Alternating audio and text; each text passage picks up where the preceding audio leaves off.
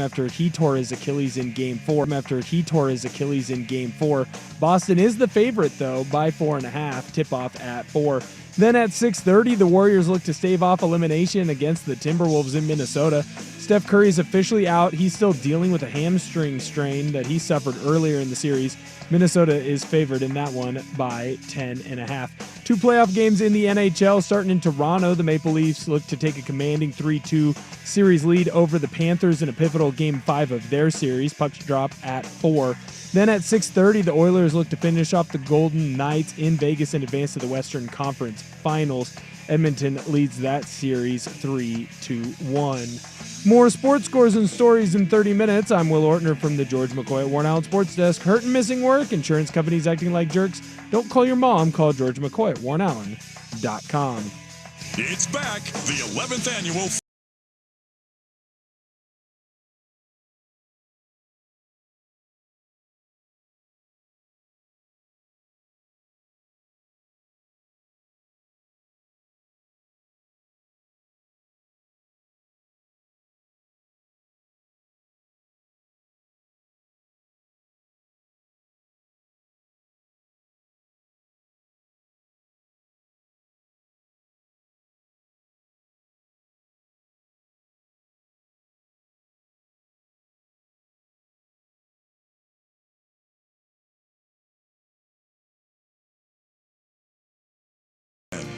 Welcome aboard! Oh, it gets me every time. I know. You know, the little chuckle comes is when you're waiting for it. Now you know it's coming. It's a good one. Yeah, I don't even know what an effing quail is. Every now and then, just one of those little lines. Every movie or show has one that is only funny to you, but it gets you every single time. That movie, I was thinking about it, and it is still really funny, but I'm not sure that gets made today with all of the Me Too stuff. And did it get a little bit I don't know, gray area there about them just basically wedding crashing to use women? Well, and there's a whole scene like where they go through all the topless, like, yeah, you know, and all that. I don't know. They always say that like you couldn't make that today, and then like South Park always is like, really? Sure. Because South Park has been making stuff for 20 years that, and I think they have a new season coming out, and the subject matter that's at their disposal, from the Pope to politics, is just going to be great. Seinfeld, Jerry Seinfeld, I want to say it's maybe a year-ish, whatever. He was talking about one of the famous episodes of Seinfeld is the contest, where they see if they can, like, who can not masturbate. Who can hold out the longest. Who can hold out the longest. Yeah. And Seinfeld was, I don't remember who he was talking to. He was giving an interview, and he was talking about today in the state of comedy. And, you know, and comedians always do this. Like, it's too PC now, and you can't have it. And he said you could never make that today. And Rob McElhenney, who's one of the creators of It's Always Broken, and like it's a reoccurring bit. Ever do you get nominated? But yeah, they had Blazing Saddles. And you get nominated? But yeah, they had Blazing Saddles, and they did Tropic. There's all kinds of things that push envelopes. They did Tropic. There's all kinds of things that push envelopes, and we love to do that. You can't, and we love to do that. You can't do it anymore. Well, you can. You just have to be willing to take. There may be some backlash, and you hope that most of the people see the comedy, and not the issue. Yeah. So, yeah, it's one of those things. But either way, the quail thing makes me laugh every time. Bravo to Owen Wilson. By the way, it's one half of your sports bros today. No Rop. He is doing we don't know, is this the final pilgrimage to Salina? Probably not. There'll probably be other trips. No, I think this is it. Well, I mean, I think it is for the parental pickup, but like, we don't know when he's going to go back again. No, that is true. But I'm assuming that after the parentals leave, because they're moving up here. Right. So if you don't know, Rop is flying to Kansas, and they are doing a little caravan situation where they're packing up the final things in a U-Haul and driving their cars back from Salina to the Portland area. So this may be the last time that Isaac Rupp ever returns to Salina, right? Kansas. Maybe, unless the parents are planning on being buried there. Yeah. Like once my dad retired from the state of Alaska and moved down here, I don't know, 20 years ago. Haven't been back to Alaska since. Any other thing that you would have to do, you could probably do over the internet or over the phone, right? Well, and Alaska is a cool place that you can go and fish and hunt, and Alaska is beautiful. Still haven't been back because there's no reason to go back anymore once my dad left. I can only imagine, and I'm not here to throw shade at the all-American city that is Salina, Kansas, but I would assume anything to see or do in Salina, Rop has done 1,000 times. Yeah. So I'm going to make a bold prediction that the house is sold, Mhm. the house is gone. Yep. They're packing up all the belongings. They're moving Mom, Pa, Rop out here. I'm excited about Rattling Mice with Jack Rop, though. If you've never I'd love met, to meet the man. I have if not. you've never met Jack Rop, Jack Rop is a good man. He's wise beyond his years, even though he's an old man. I'm going to make the bold prediction that Rop never goes back to Salina, Kansas again. Okay. I think when you look in that rear view mirror of the U-Haul, I guess that'd be the side mirrors because there is no rear view mirror in a U-Haul. That's correct. When you look in the side mirrors, I'm guessing that's the last time you see the welcome to Salina, Kansas, home of some astronaut. What's the longest U-Haul drive you've done? The longest U-Haul, probably Utah. Okay. Yeah, Salt Lake, or Provo to here, which is like in a U-Haul, you're looking at like, I don't know, 15 hours. Yeah. Because I never U-Hauled anything else. Because I've driven across the country a couple times, but never in a U-Haul. U-Haul moves suck. Yeah.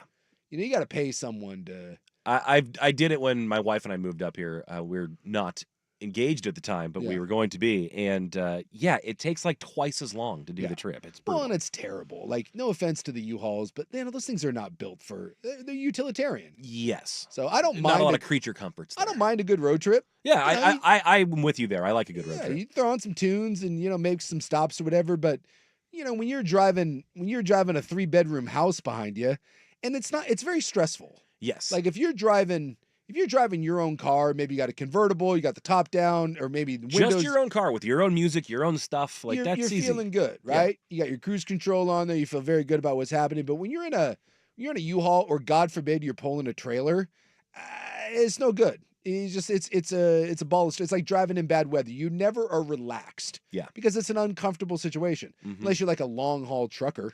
The other thing too, and I don't know how many other people this has happened to, but with my wife and I both moving, if you're just going with a couple people, like I don't know how many cars they're bringing back. A lot of times, one person has to drive your family's car, and the other has to drive the U-Haul. If you only have 2 adults, and then you're doing that drive in that truck by yourself, and that really sucks. Or you can do the now on the U-Hauls they have the little trailers where you can tow a car behind the U-Haul. So if you thought you were getting poor gas mileage and going 25 miles an hour before, wait till you're pulling the family station wagon.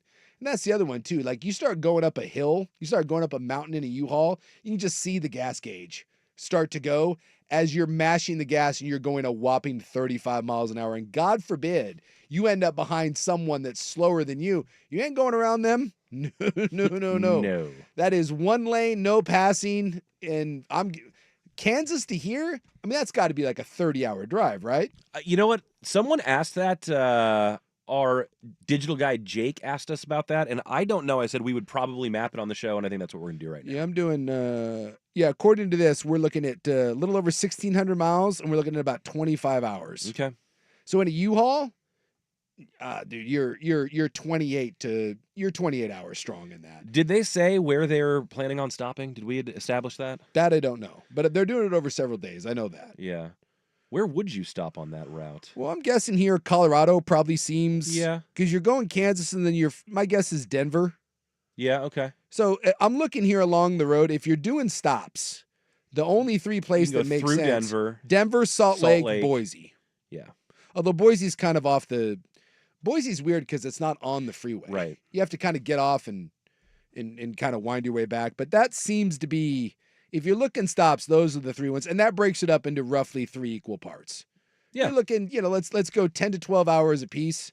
Denver's a beautiful place. You can stop by and see a big church in Salt Lake, and then whatever you do in, I don't know, Boise. People swear by Boise, but I'm good. That's gonna be my buddy's daughter goes there, and he goes there and claims it's like the greatest place on earth. I'm good. Buddy of mine moved there, loves it there. His wife's from there, her family's from there. They're going to be Boise lifers.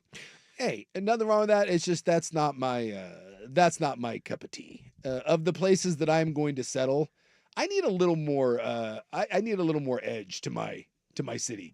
Boise might be a little too wholesome for my liking.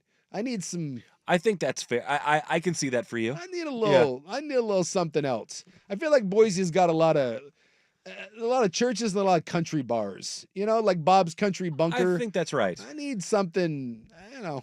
I think it depends on what part of Boise you're going to, though, because a lot of that is like younger, and a lot of it is. Do they have like cool hipster Well, I'll tell you, areas? you know what? No, they're not going to be hipster. Cool. You know what the uh, last thing I want is young Youth in your Boise. life. Yeah, like You don't want to be. You don't want to get younger. I'm not certain which is worse, like Youth. traditional Boise bars or the quote hip young. I don't want to go to hip young bars in Portland, let alone hip young bars in Boise. I think your hip young Portland bar is going to be a lot different than your hip young Boise bar. Yeah, I feel like the hip young Boise bar is going to have tiki torches and talking about replacements. I'm good. I'm That- solid. there. That's I'm possible. all right. I don't. I'm all right. By the way, that is Baby Sook, a.k.a. Will Ortner, behind the glass joining us today. Hi, Will. How are you? I'm doing all right, man. Yeah. I wish the weather was a little bit nicer. I mean, it wasn't horrible today, right? It was kind of Jekyll and Hyde the whole way through. It would have been nice to get out and go golf a little bit. Ooh, golfing does sound nice. I never do that anymore. Well, you got kids. Yeah, so I go out for a swim, which is not weather dependent. I swim in the rain. I'm assuming there's some sort of indoor pool. It's a pool at this fitness center that has an overhang that goes about halfway over the pool, so you can be out, you can be covered or uncovered if you want. Can I ask? So this is part of your Clydesdale My triathlon. sprint tri-Clyde training, yeah. Yeah. What exactly led to this desire to do some sort of weird So it actually just started large as man? yeah. Well, it wasn't like I was trying to do a large man feat. That Well, was like did you swim before this? yes, and that well, no, not like never competitively. I was never on swim team. I never But you swim for like exercise for cardio. Yeah. Okay, so you do swim on a regular And basis. that's where this started. Is that I had joined this new gym that's right by my kids' preschool, so I can drop them off and go right there, and then I Sure. can come out here, and they happen to have a pool, and I was like, I've never had a gym with a pool, and that seems like a good way to mix in cardio among either the treadmill or the elliptical or whatever else. And so I started swimming a lot. I started swimming like 3 days a week, and before I knew it, I was just wondering how far I could go or how far some of these sessions I was going, and I'm like doing all the 25-meter math of what all that is, and I was like, oh, wait a second, that's actually like most days I'm doing like 3/4 of a mile or something like that. I'm like, and then I started asking myself, well, what do you actually swim in a triathlon, or what do you swim in the shortest triathlon? Because I was like, I'm sure I can just complete the bike part. I don't need to be fast, but if I can do you don't ride bikes. no, So you didn't really swim. No, You didn't or really- run at all. No. That's why I'm intrigued by how this all yeah, because I saw him getting out of the car today and he was putting on his shoes. You could tell he was coming from a Clydesdale workout. had my flippy flops on Yeah. before that. yeah. But yeah, it was in part. I also just like to kind of have a goal for something. I can Sure. say I want to work out more or better or something, but You need Kinda to- putting you need something to do out more there. better. That's what you need to do. that's exactly right. But even like as simple as back when I felt like I had the joints and tendons to play pickup basketball, I could play pickup basketball for 3 or 4 hours. It's a competition. It's like I just will keep going and chasing the ball. But if it's just working out, if it's just doing it to do it, I kind of have a hard time with that. So this was just a way to set a goal, try to cut some weight, and do something new. Yeah. It's just weird, like in your 40s, out of nowhere, that you Yeah. don't swim, you don't run, and you don't ride a bike. Yeah, I started swimming You at, didn't really 39 though. and you didn't own a bike. No. And so you just decided, what the hell, I'm gonna swim, run, and bike. So what I thought was, okay, I surprised myself in that I think I have the swim down, and that was like That what was I the thought key. was going to be the hardest, would be the hardest part. Yeah. And so then I was like, well, I think I could do the bike easier than the run. I hate running, so let me see if I can run that far and actually like get through it. And then I did, and I was like, okay, I'll just do it. I'll go for it. So you know what's gonna happen now. The bike is what we'll do. Is the bike the last, or is It's the the run? middle. The middle. The other thing that's going to do me in, which everyone tells me I'm not prepared for, and I'm sure they are correct, is the open water cold swim. Not exactly the same as my lap pool that I train in. Yeah, you'll be fine. I would imagine so, but I've been told a wetsuit is a good idea, Yeah. and Oh, there's wetsuit. also like a Dude, just bazillion people in the water. You're Well, not a gonna, bazillion, but you're there's. not gonna die, dude. Just wear. I don't have my own little lane with a CrossFit blue guy. stripe underneath it that I can follow. Wear the it's a- Speedo, dude. Wear the American flag Speedo and just get after it. If you wear a wetsuit, I'm gonna be so disappointed. Oh, I will be wearing a wetsuit. They all wear a wetsuit. Yeah. No. Yes, they do. Yeah. For like you're swimming like Like a quarter mile. I was They on all wear it. I was on the website's information. They said the water's between 60 and 65. You should absolutely be in a wetsuit. Dude, Yeah, just that's what they said. You got to man up. You got to man up and Yeah, just and have go, my muscles freeze in the water and drown in the first leg of the triathlon. Get a Clydesdale, but like Speedo with like a horse on the front and the tail on the back. I like that. And just get out there. Maybe I'll just like pin a Clydesdale tail to my my running and biking shorts. Dude, get out there and do it. You will own the Clydesdale race getting out there in a Speedo. Wetsuits are for cowards, Buckley. Be the hero that we don't deserve, but that we all need. Do it. And please take photos. I think there'll be photos. I think someone's gonna take photos. I guarantee you. Well, your wife's gonna go and she'll take photos. Yeah, the kids will be there cheering you on. That's right. Or they'll see you drown and die. But either way, you know. They'll see Daddy in one of his finest or worst moments. Well, you're not gonna. Someone will be out there with like a life raft. Someone will be out there in a Daffy Duck raft throwing you a lifeline. No one's dying in no, the. they apparently they have like kayakers flanking the fine. river, and my buddy Joe, who is a fellow Tri-Clyde himself, has texted in and basically said that those kayakers frequently ask him if he's drowning or needs help, but he said, no, this is just how I swim. Fine. Yeah, I'll be all all right. right. Doubt, just dog paddle. You'll get there. And it's downstream, so I'm like, if I need to breaststroke, fine, whatever. I'll make that part. Go on your back and let the current take you. You'll be fine. Yeah, it's that damn bike part we got to figure out. Hey, we got a sports show for you today. Lots of stuff going on. We've got playoff action in the NBA and on the ice. Got some baseball bonbons for you and a new sports movie being made about people you know with actors you know. Interesting choices, but I think it might be able to work. We'll get to that next, or coming up, but headlines coming up next, including one name definitely out for Blazers ownership. It's Primetime, an SOB edition, 1080 The Fan.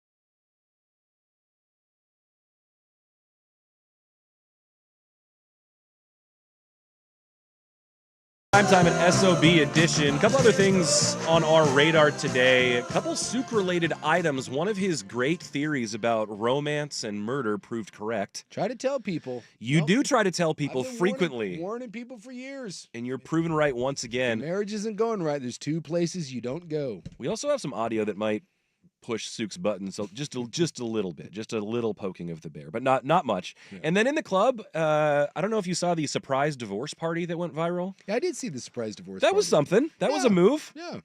Well, I mean, we should normalize divorce parties. I mean, they say divorce is expensive because it's worth it.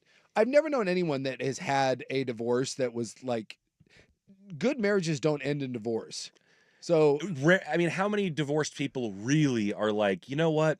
It was so much better then. No. Like, almost no one. Going through divorce is awful, but when you're on the other side of it, you realize that you hated the ass or you hated the bitch, and now you're happy that it's done. I think we should normalize surprise divorce parties. And speaking of surprises, there's buried treasure in a West Coast city that was not found for 5 weeks. It's now been found. Did you see this story? Well, no, I did not see this. It's like a throwback. It's pretty cool. There was a clue and a map and a... Well, I'm often puzzled, like why the idea of buried treasure. Like, why? For who? For why what? was everyone back in the day burying treasure? Like, no one does that. No banks, no one does that today. No vaults? No one buries treasure. No, but someone did, and someone's randomly found it. Digging holes. If I was rich, I would 100% have buried treasure hunts.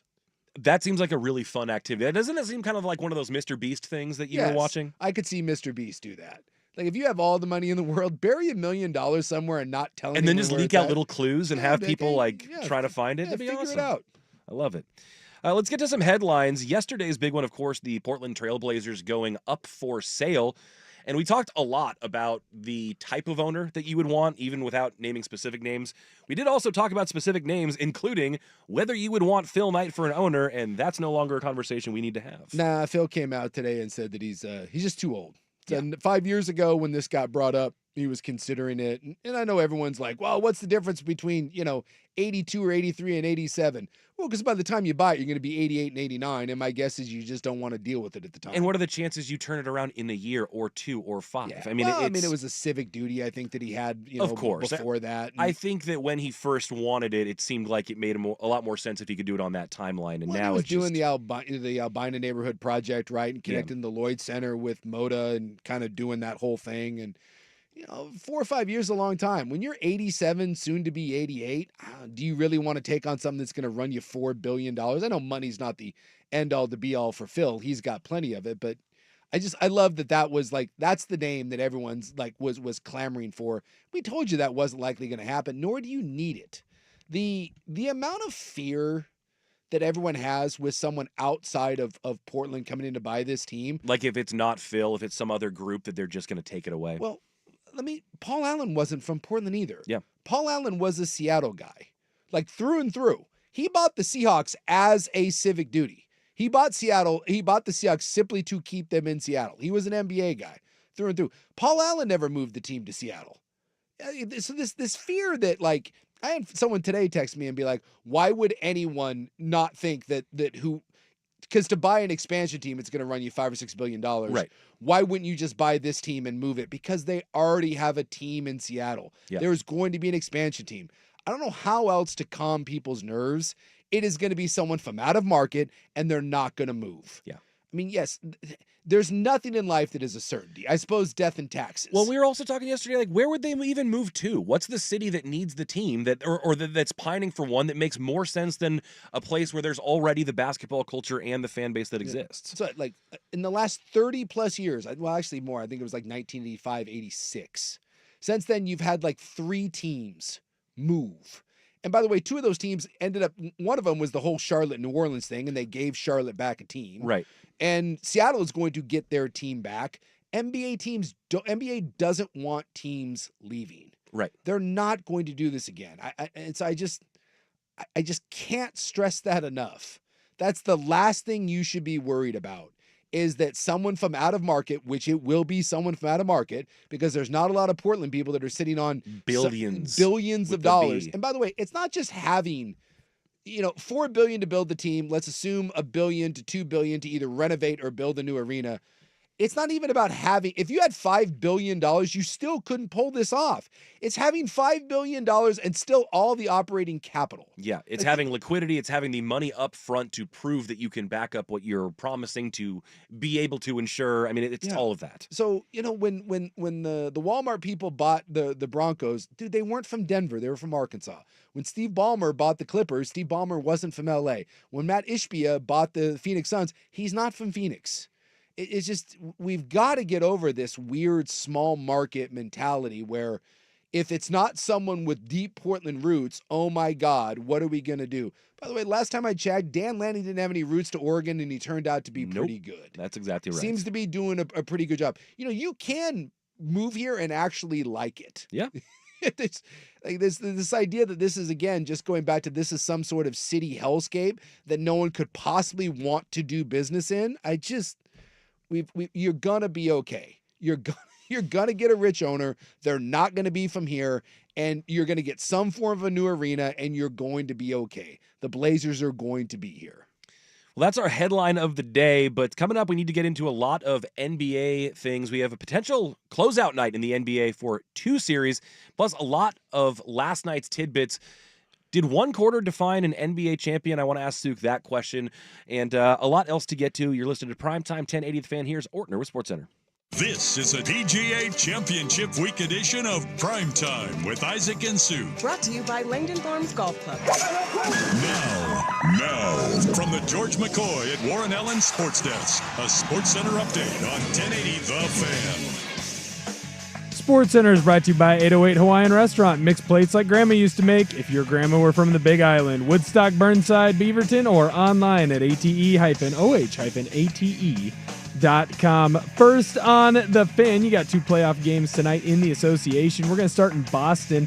Knicks are looking to finish off the Celtics in their own arena. The Celtics, they're going to be without their star Jason Tatum. He tore his Achilles in Game 4. He's out for the rest of this playoffs, possibly out for the rest of next year as well. Boston is favored still by 4.5, tip-off at 4. Then at 6:30, the Steph Curry-less Warriors are looking to stave off elimination against the Timberwolves. Curry, obviously, he's still out dealing with a hamstring strain he suffered earlier in the series. Minnesota is favored at home by 10.5. Over in the NFL, the Ravens and Derrick Henry have agreed to a 2-year, $30 million contract extension. Henry will receive $25 million in guaranteed money, and he now receives the largest extension in NFL history for a running back over 30 years old. The NFL has started releasing a few more games for the upcoming season. The Cowboys are going to take on the Commanders, and the Lions will visit the Vikings on Christmas Day. These are the last 2 games from your Christmas Day triple header. The final Christmas Day game action, that's going to be the Chiefs taking on the Broncos, but that game was already announced on Monday. The full schedule release will be available today at 5 p.m. More sports scores and stories in 30 minutes. I'm Will Ortner from the George McCoy at Warren Allen Sports Desk. Hurt and missing work. Insurance companies acting like jerks. Don't call your mom. Call George McCoy at warrenallen.com. This is your home for year-round NFL coverage. The Odyssey app.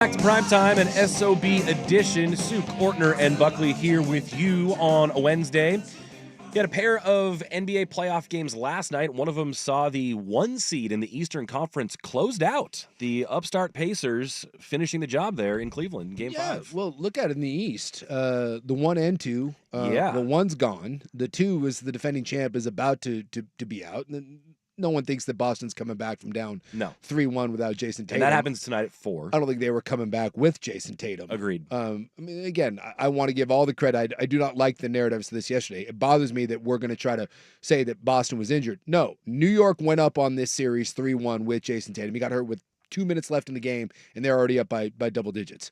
This has been New York series. Yes. You say what you will about blown leads. New York beat the Boston Celtics. Mm-hmm. So I do think it's quite interesting that we have the 1 and 2, the overwhelming favorites in the East, when we didn't give anyone else a shot. Mm-hmm. Out West, at least we said, hey, if Golden State, and obviously there was the injury, but we talked about the Lakers, and Denver could be a team that could make a run. But even that in the West, number 2 is out, number 3 is out, and if it's not for that fourth quarter last night, number 1 could be out too. You'd be looking at a huge power shift in the playoffs. This has been by far the most interesting NBA playoffs that I can remember in a long time. Maybe when Miami went all playoff Jimmy and made the run and beat Boston. But that was one team. I mean, this has been kind of chaotic. Yeah. Up and down. Huge comebacks. And I just look, all the credit in the world to apparently we're in 1998 again, because Indiana and New York. Yeah. But, the Pacers, for all the talk of Indiana not being able to win, even now, can the Pacers win? Why not? Yeah. It's the second year in a row they've been to the conference finals. They've been dominant against Cleveland. I'm not writing Indiana off. And the Knicks are good, but they're beatable by Indiana. So at this point, dude, I don't take anything for granted in the NBA. And I'm glad, because I think sometimes the NBA playoffs, it's like, hey, let's just fast forward, get to the conference finals, get to the finals, and that hasn't been the case this year. And last night, the West game was bananas. Yeah, it was. I mean, Denver had that game by double digits. Oklahoma City came out through the first punch, and then Denver weathered it. You got an all-timer from Jokic, and then they got nothing from anyone else. If they had just, because we had talked about in this series that Jokic outside of game 1 really hadn't been that great. He hadn't been MVP level Jokic. And he was MVP Jokic last night. And if they could have gotten anything from Porter, anything from Gordon, or Westbrook was terrible. Yeah. And I'm not trying to take shots at the guy, but you had 2 air balls at the end. How do your last 2 possessions end up with Michael Porter threes? Like, if you just had a little help, we may have number 1 on the ropes here with Oklahoma City. Yeah, well, number 1 in the East was Cleveland, and their postseason was a little bit wonky because they caught that Donovan Mitchell injury in the middle. They also had Darius Garland injured at the beginning of this series. But they're saying like some of these guys are not healthy, and that come the offseason, we're going to see some resurgence. Yeah, that's what I heard on our favorite midday show, Danny and Dusty, today. That it's not a question of if someone's going to have surgery; it's how many surgeries will they have in Cleveland there. But maybe the most unfortunate thing to come out of Cleveland last night. Did you hear about the text from Max Strus? Oh yeah, yeah. Well, if you didn't, this was reported on during the game. A group text message was sent out to every single Cavalier player from Max Strus. Strus said simply, if you don't believe, then don't show up for work. And speaking of not showing up for work, would you care to, you've probably seen the box score. For those of you who are not aware, Max Strus last night, 0 for 9 from the field, 0 for 6 from 3. I mean, he did pull down 7 boards. Hey. He showed up. He just didn't do anything once he was there. And it's too bad. I like the guy that wants to, kind of rally the team, but that is an unfortunate thing to come out and have that performance follow you. Hey, I can say show up for the radio show. Doesn't mean I'm going to be any good, but I'm going to be here. That's right. Look, Max, he was in the building. Old Maximilian showed up, and, Could we make the argument that it would have been better if he didn't show up to the building? Well, there's not a whole lot else. That team's running a little thin right now. It's not good. Yeah. Couldn't have been worse than what he did. I'll tell you what. You put up a goose egg. Yeah. And it wasn't like, you only took a couple shots and you turned the ball. No, 0 for 9. 0 for 9. Yeah. How many personal? 4 personal fouls. So the 7 boards. So yeah, he contributed something. Yeah, it's just it's tough. Like if you're gonna be Mark Messier and send out guarantees and big bold, don't show up unless. And this wasn't even that, but No, it's just you just wish that that's not the report that went out during the game in which your team lost and you were absolute ass. I'm trying to think if I've ever done I was never I just shut up. Yeah. I never was like one of those like we're gonna bring it. I'm not shocking. I'm not a big rah rah. I don't think I've ever given like an inspirational speech. None of that stuff ever works on me, and I just think they all sound like you hate that crap. I do. I hate it. It does not work. And maybe in the back of me it was that fear. Like if I start yelling at people and tell them to get going, and then I put a snap over someone's head, like that's just it just deep down. I've never quite understood that, but that's probably why I wasn't better than I was. I think the only time I can remember that is we had like our first three running backs were hurt. I think we were playing someone crappy. It's like UNLV or New Mexico or something. And all of our running backs were hurt, and so we had to have a white walk-on, who I hated. No one likes to see the white walk-on No, back never. there toting the rock. I'm trying to remember what that dude's name was. And I went up to him before the game, and I think the thing I said, and he hated me because I was an ass. And I think I said something along the lines of, dude, I hate you and you hate me. We all know it. And believe me, I respect that. And I was like, if we had anyone else, he'd be playing, but you're the best thing we got right now, so you better effing run. I think that was like the only inspirational speech that I've ever given. You're him. all we've got, so figure it out.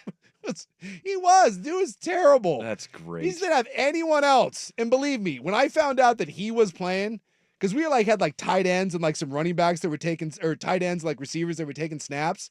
And when I found out he was going to be the starting running back, I was like, oh my God. It's like, what are we doing? My coach was like, hey, make sure we give him we give him some love. And I think that was my version of love, which again, probably not why I was the greatest team leader of all time. Should have probably been more of a tennis player. Well, on my Max own. Strus trying to rally the charge fell short, especially on his end. Also a rough night for Draymond Green, who didn't play, but is now $50K lighter in the wallet for the thing that we discussed briefly yesterday, but him basically just telling his teammates, hey, the spread's 5.5. Hey, the spread's 5.5. As his team down 8, cans a 3 to go down 5 in the final minutes of. Who knew you weren't allowed to do that? Yeah, I mean it is funny though because all these there's a simulcast watch along FanDuel bet show that is sponsored by the NBA that like during the game they're talking about live odds on player props and points and overs and unders but then a player says it, and you're like, well, that's going to be a problem. Everyone knows. I remember we were talking to Dan Lanning once. It was after the Texas Tech game when El Jefe, remember he scooped up the fumble and jumped over the guy and ran into the end zone, and it covered the spread. Yeah. And I was talking to Lanning about right. it. And because everyone wanted, like Lanning was on the sidelines telling him to go down and just run the clock. And I was Bassa? Yeah, it was Bassa and El Jefe. And I was saying that to Lanning. I was like, dude. There were so many people. Lanny like cut me off, and he's like, "Oh, we know. We know, dude. Everyone knows. The players know.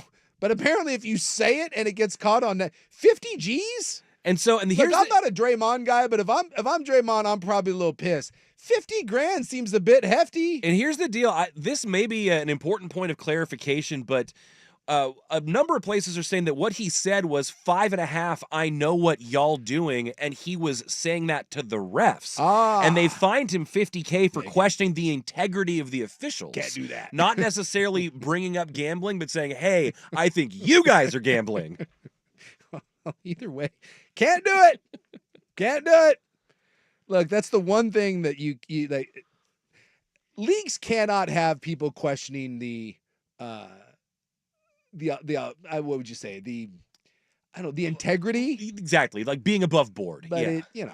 we did it with the NBA draft. We're doing it with this. Well, and you and I talked about this a little bit before the show too, but if you you brought up to me, do people really think that Draymond Green is mentioning that because he has action on this and he's just doing this in plain sight? Like, no, I mean, I guess he could be. I mean, maybe someone's that dumb. Maybe he's that dumb, but I doubt it. Well, it's like that. I mean, when the draft lottery thing happened and it ended up being the Mavericks, I was the first person to be like, are you effing kidding me? That's a bit of a coincidence, but like what it would take to actually have a widespread conspiracy. This just, and that's what I want to know. Do people really believe that, like in their core? Because we all joke about it and you can tweet about it, but how many people? Because I actually think it's more than we give it. I think so too. I think there's a bunch of people that truly believe On Monday that stuff is rigged. A bunch of casual sports fans says, I mean, look, of course, because of the Luka trade, because we've seen these teams trade these players before and then get the number one, this is a pattern. And not just I think it might be, it's obviously the fix is in. It's just like who's the accounting firm?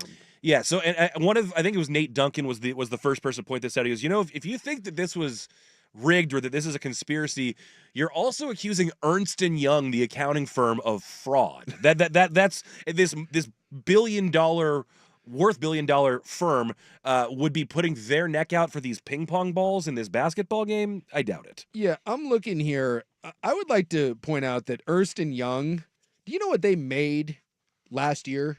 What their global revenue was? Oh boy, hundreds of millions. Try $51 billion. Gee, okay. So this is like what I'm and believe me, I was the first person to tweet out like suspicious. No, I mean you could do oh come on, really? But that's about as far as it goes. Yeah, in fact, I've seen now they have video. You can see video of the ping pong balls being drawn because I've seen like Stephen A. and Mike Greenberg being like, this needs to be televised.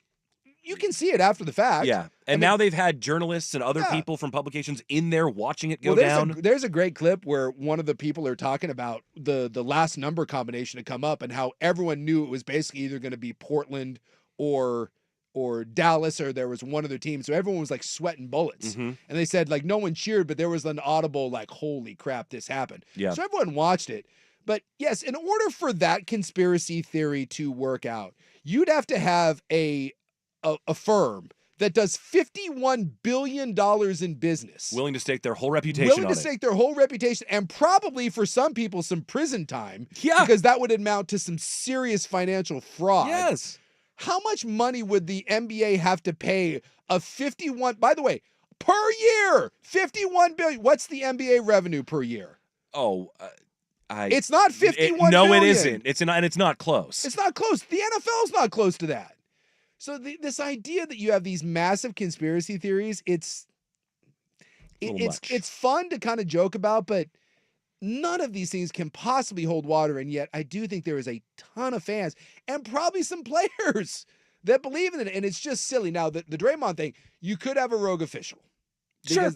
And we've seen that before. They've seen that before. Yeah. You could have a rogue official. But also seeing Draymond accuse an official of being rogue because he disagreed with him just seems like a more likely thing to be. And if you don't believe that's real, you should look at the information they have about the Jewish space laser. That's true. Starting fires out there. Well, that is true. A member of our sitting government believes that the Jews have a space laser that's burning down California on purpose so that they could then come in and I don't know, build synagogues or whatever the hell the evil Jews are going to build. Are they also controlling the weather? Was that the other thing? Or who's someone else is controlling? Yeah. Was it the libs controlling the weather? I can't remember. I think it's Jewish people. Is it Jewish Yeah, people? it goes back. Or Soros, maybe. Okay. Well, that goes back to the Jews. Yeah. Soros he's like the king of the evil Jews. So he can control the weather and he has the Jewish space laser that can burn. So I suppose if that's out there and that we got like people drinking children's blood in the basement of Pizzagate, then all of a sudden the NBA rigging the Dallas Mavericks thing Doesn't seem so bad. maybe it's not so crazy.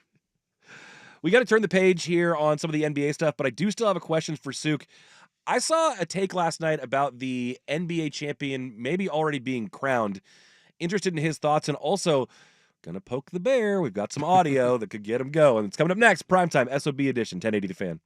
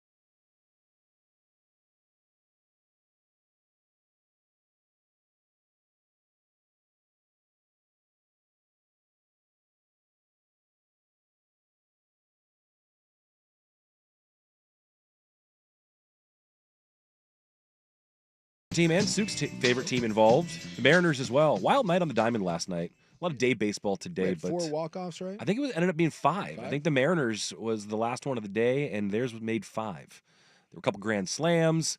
A good day of ball at the Yard. Also, we need to get into some NFL schedule stuff because do we call these leaks? I mean, are they just it's tapered tiered announcements? It's not really even like some of it is tapered tier. Like the NFL, the official schedule comes out at 5 today? Yeah, and they've been leaking international games. They're leaking primetime games. But if you follow anyone that like covers a team, like up in Seattle, they basically have the entire Seahawks schedule. Like everything, I don't. If they're trying to keep it under wraps, they're doing a piss poor job. But then they'll announce it at 5, and that's why I don't really worry about the leaks. Like I find it ridiculous. Like Softy up there is like, well, it looks like the Seahawks are playing the car. I'm like, what? Just okay, cool, dude. Tell me at 5, and I'll know for certain with all the others. Yeah. I almost don't care about the schedule release itself because I don't know who's making it through camp healthy and who's getting back. Like, I also don't know that in week 14 who's even going to be good. It might look nice now, but like it's not. We're not replaying last season over again. The NFL has done an amazing job. Like someone needs to do a like if Harvard's teaching a class in marketing, they should look at the NFL because the NFL has done the most brilliant job of making themselves relevant 365 days a year, right? So they have an event every month. Yeah, you got the whole season, then we got the playoffs, and then as soon as the playoffs are over, then we go right into the scouting combine, scouting combine right into the draft into OTAs, OTAs into rookie camp, and then you got the vets come in, and then we got the OTAs, and then we got the schedule release, and then after the schedule release, then we're training camp. Then we're already talking about real training camp. I mean, it's just never. Oh, and we forgot to mention free agency tampering.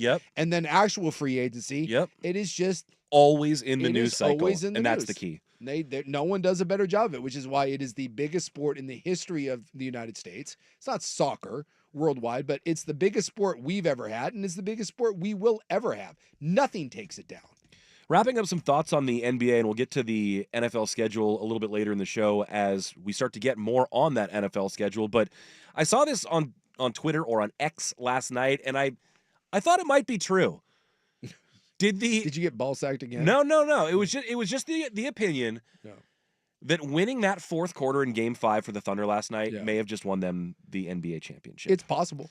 Absolutely. That if it ends up happening, you may be starting the DVD with that quarter, that comeback, something like that. But there's obviously many things that could happen from injury to underdogs or whatever. But if you look at the landscape that we just talked about with the 2 and the 3 in the West being out and Steph Curry-less Warriors that are not going to advance, a T-Wolves team that looks pretty shaky, even against a wounded Warriors squad. At times they have no offense to speak of. It just disappears. I mean, Golden State, who does have no offense, seemingly is in every one of those games. And as good as the Pacers and the Knicks have been, the most talented team in the East is out. The winningest team in the East is out.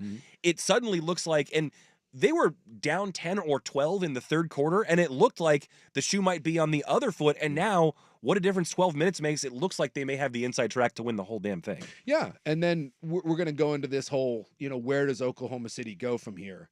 But we were talking about before the show, windows in the NBA, nothing opens and closes faster in sports than windows in the NBA, right? Like you look at Oklahoma City and you say, well, regardless of what happens this year, like the sky's the limit. And in theory, you would think that, right? It's a very young, it's a very talented team, and you think eventually they're going to get one. But couldn't we say the exact same thing about the Oklahoma City team from 10 years ago? Sure. When you had James Harden, you had Ibaka, you had Kevin Durant, and you had Russell Westbrook. And then a nice group of role players. And Collison and other guys like that. Yeah. And no offense, but wouldn't you take that core over this one? Yeah, you would. And that Oklahoma City team made one final and never won one. Yeah. And then Harden got sold off because they didn't think they could keep him.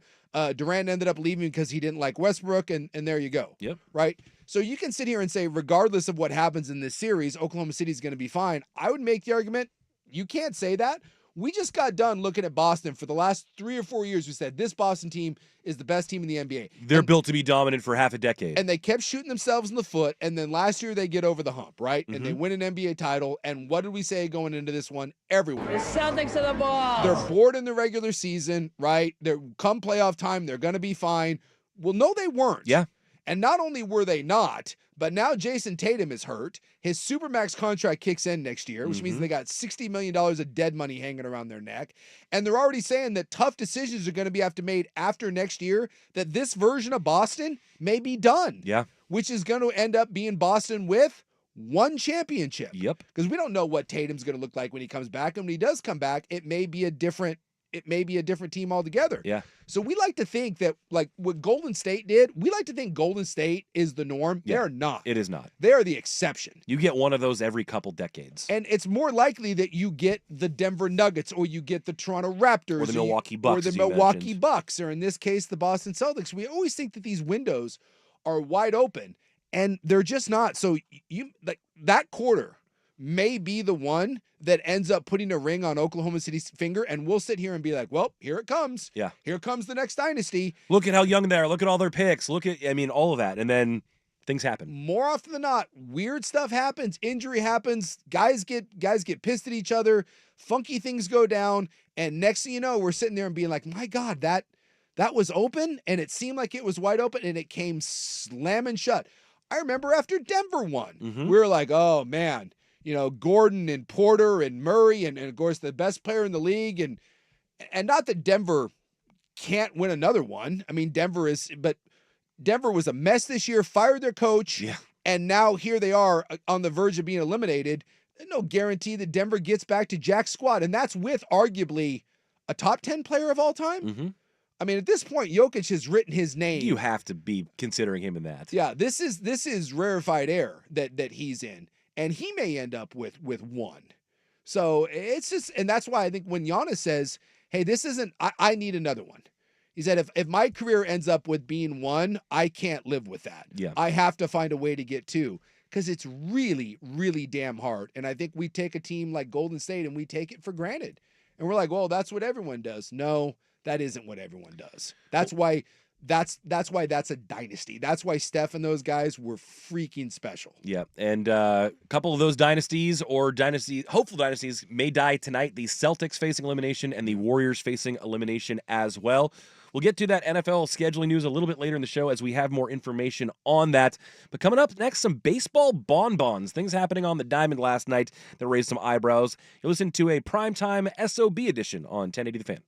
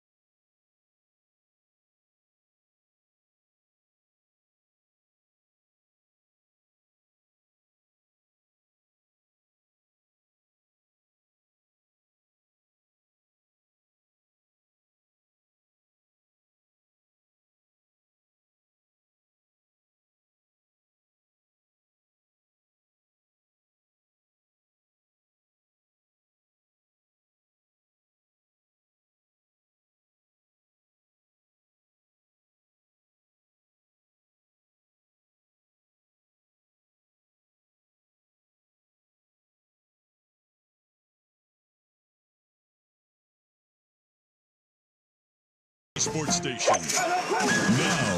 Now, from the George McCoy at Warren Allen Sports Desk, a Sports Center update on 1080 The Fan. First on The Fan, a rough one for the Mariners in Seattle. Aaron Judge hit a solo shot in the 8th inning to give the Yankees the win, 3-2 over the Mariners. The Yankees are also going to win the series. That's the Mariners' second straight series loss after winning 9 straight. They get tomorrow off before they take on the Padres in San Diego. You've got 2 NHL playoff games getting underway tonight. Starting right now in Toronto, you got the Maple Leafs looking to take a commanding 3-2 series lead over the Panthers. They're in Game 5 right now. That series knotted up at 2-all. Florida is favored on the money line at -145. Then at 6:30, the Oilers look to finish off the Golden Knights in Vegas and advance to the Western Conference Finals. Vegas is the slight favorite at home at -120 on the money line. Edmonton leads that series 3-1. More sports scores and stories in 30 minutes. I'm Will Ortner from the George McCoy at Warren Allen Sports Desk. Hurt and missing work, insurance companies acting like jerks. Don't call your mom, call George McCoy at warrenallen.com. Jump back to earlier parts of your favorite fan shows on the Auto.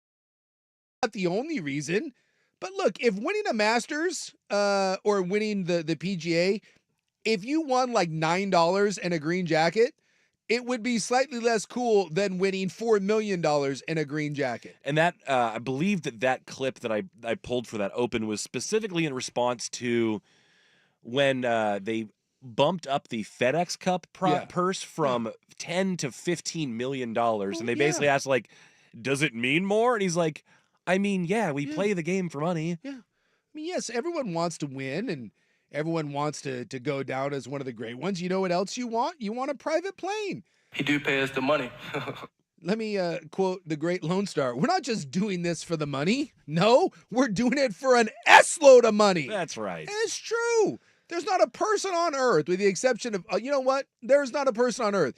Because it's like the Elon Musk thing. Who is it, that dumbass Rogan that was like, he's the richest man in the world, he doesn't want to take your money. There's a reason why he's the richest man in the world. Because he's been taking everybody's money. He loves money. Yes. I don't care how much money you have. You know what you want more of? Money. Money. I've never known a rich guy that's like, you know what? I have enough. Yeah, no rich guy is passive about how much he gets. It's always more. And I don't fault that guy. No, it's how they got there. That's how I if you said, hey, you want to do a job and I'm going to pay you $12 an hour or I'm going to pay you $42 an hour, I want $42 an hour. It's like, so kudos to Roy for being like, yeah, I like money. Everyone likes money's great. It's not everything, but having money versus not having money, unless you're like Robin Hood. I'll take having money. Or the Joker. No one's burning down $250 million. Take the money, Roy. Good. I like him more and more as we go along. It is PGA Championship week out at Quail Hollow, where the weather has been nasty. There's been a lot of heavy rain. And as is tradition with really any golf tournament, but especially the majors, I'll be on some first-round leaders. And so we will be talking about those a little bit later in the show. Oh, people need them. A listener slid into my DMs today asking me for the first-round leaders. So when the people ask, I will respond. And I have... That's what your DMs are about? That's right. You know that I like... How many first-round leaders do I put on my card, typically? Oh, you shotgun blast it. You got like 30 of these suckers. Oh, no, right? no. It's like 10 or 11. But I thought you had more than that. Because didn't you have like already like an automatic handful that go on there? There's 4. Anybody who's won on Team Buckley first-round lead this year automatically goes on again. So there are 4 of those. I thought you had a ton. It's always 10 or 11. Okay. But I've got 9 locked in, and if you have a 10th for me, I want to hear from you on the fan text line. 503-864-6326. Yeah, no one slides in. My DMs is usually like, hey, you mentioned something the other day. What the hell was it? I get that. Like a book or something. Yep. You mentioned a movie. No one's asking me for my first-round leaders. Sometimes people want to take you out for drinks or to eat. Yeah, that gets a little weird at times. You know. I get a lot of, what did Suk talk about yesterday? Can you tell me what Suk was talking about yesterday? Here's a great opportunity to tell you that you can get our show on the Odyssey app. You can get it on YouTube. You can get it wherever all podcasts are found. So they don't need to DM you about it, Will. No. And the BTJ is always concerned that like HOTS or like DMing me to meet for drinks. It's not. It's people that look just like me. Does that happen even for like I don't the know. peak dude? Like Hots just DM you on Twitter to go for drinks? Maybe Colin's getting or like I don't know. Yeah. I couldn't tell you. Stephen A's But DMs it are hot. It doesn't happen to me. It just it's people that look like my distant cousin. They're like, man, let's go out and have some beers and talk sports. And like, yeah. There's like one guy that was insistent for like a month. He's like, I'll take you anywhere you want to eat as long as you talk sports with me. I don't need a meal that bad. We're good. Sorry, man. I've got some baseball bonbons for you today. It can also be kind of just a choose your own adventure because I saw all these little nuggies come out last night. I do like nuggies. I've got Are Your Mets Racist? Oh. I have Happy. How are we racist? Well, we can start there if you want. We had like 3 white guys on the whole team. Are we racist against the whites? What is going on with the ghost pitch? Is that a pitch from one of your pitchers? Oh, The ghost thing going on? Oh, we talking the ghost fork from? There we go. Okay. Yeah, that's like a finishing pitch for one of your starters, Yeah, something like that. Kodai Senga, Okay. the best pitcher, he throws a ghost fork. So Okay. it's the fork ball, but he calls it the ghost fork, and he's got a little, like on his glove. That's his little. That's his thing. That's his thing. He's Right. got a little ghost on there, Mhm. and he's a Japanese guy. Yeah. So he's racist because he throws the. No, he is not. But the Mets accidentally were because as they were tallying his Ks, they were covering up with little ghosts, with little ghost forks. Yeah. And they just went ahead and left 3 Ks on the board next to a bunch of ghosts. So Ah. it looks like a bunch of white sheets and 3 consecutive Ks.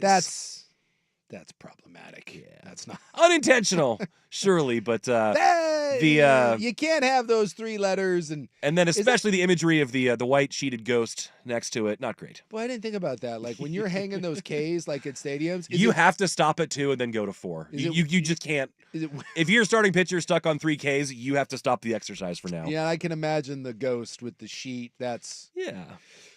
you know what? Fair enough. That's fair enough criticism. But hey, Kodai Senga is a saint. I love that dude. That guy's a baller. Yeah, he's the man this year. We've also talked at length on this show, not just about baseball, but about lots of these sports and how the national pride really gets the juices going for a lot of these games, and whether it's Olympic basketball or whether it's your World Baseball Classic, things like that. A really cool Four thing. Nations Cup. Did you happen to see Korean Heritage Night at the Giants game last night? No. So it was Korean Heritage Night, and their Korean center fielder, Jung-Hoo Lee, hit a home run, and he has now developed this cheering section. Because his name is Jung-Hoo Lee, they call themselves the Hooligans.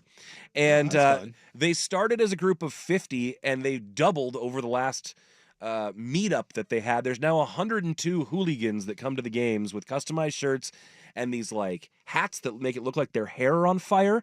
and so now they've got this whole hooligan contingent coming out to the Giants games. It's like, the All Rise with Judge or something Sure. like that. But The hooligans? I like it. to have a big 3-run dinger on your country's Heritage Night, pretty cool moment last night for him and his fans. That is pretty cool. And I will say that no one gathers like the Asians. They love it. They're baseball. They love anything. Like if you get 'cause my kids are Korean, so you get anything that's Korean, dude, they come out in force. Same thing, the BTJ Japanese, like it's a whole thing. It's they will rally in force, and that's cool. I'm not the world's biggest Giants fan, but with some of the Koreans in my family, I can fully support the hooligans. And that's a fun little name. And in honor of that Korean Heritage Night, a lot of these ballparks have gotten kind of crazy with their novelty food items. They're like, I think Citi Field has like a pastrami Reuben egg roll this year, which doesn't necessarily sound bad, but I don't know if we need that sort of a thing. Yes, we do. This maybe also falls into that category, but I think it sounds pretty fantastic. For Korean Heritage Night, you have a helmet French fries here. Little kimchi? They are kimchi-loaded fries with fried Spam, garlic, parsley, salt, and pepper. Dude, giddy up. Yeah. By the way, Might be needing to go to that Korean Heritage Night next year. yeah, if you're the whites out there and you're sleeping on Spam, don't. You need to get back in the Spam game. The Asians are light years ahead of us when it comes to the use of Spam. That and the Hawaiians. We make in fact, it was my daughter Oren. It was her birthday, and what she requested from the BTJ, we did a katsu with a spam fried rice. Ooh. My gal makes a spam fried rice, and I'm telling you, I- dynamite. I've Embrace the spam. I've eaten spam plenty with Asian food. I've never cooked with it myself, but every time I have it, I love it. Yeah, I'm telling you, it's. I didn't fully appreciate the spam when I was younger, because it's like, I think spam in a lot of like American culture, it's viewed as crap. Yeah, it's like low budge. Yes. It's like not white trash, but like it's Trash. poor food. It's poor food. Yeah. But I'm telling you, you go over to the Far East, they're using spam in some dynamite ways. The polys are on it. If you go over to Hawaii, you're gonna eat some spam. That's my first introduction to it. Was I had an RA, a residence assistant in the dorm halls at Oregon, who was from Hawaii, Yeah. and he would take spam and like teriyaki sauce and like instant ramen packets, and he would like use a little Bunsen burner and a little skillet, and he would make this spam teriyaki like ramen stir fry, and it was just off the charts. I'm telling you, the Koreans are on something. It's controversial in my house because we go back and forth. There's a hot debate on who has the better food, the Japanese or the Koreans, and I'm not allowed to take a side. I'm here to support both sides in that fight. I'm here to tell you, unofficially, the Koreans, it's better. I think there may be more. I think they do more unique things well. I'm not allowed to perhaps. say it, and if this gets back to her, chances are I will be stabbed with a pair of chopsticks in the eye. Yeah, it's hotly debated, and believe me, I have eaten a smorgasbord of both, but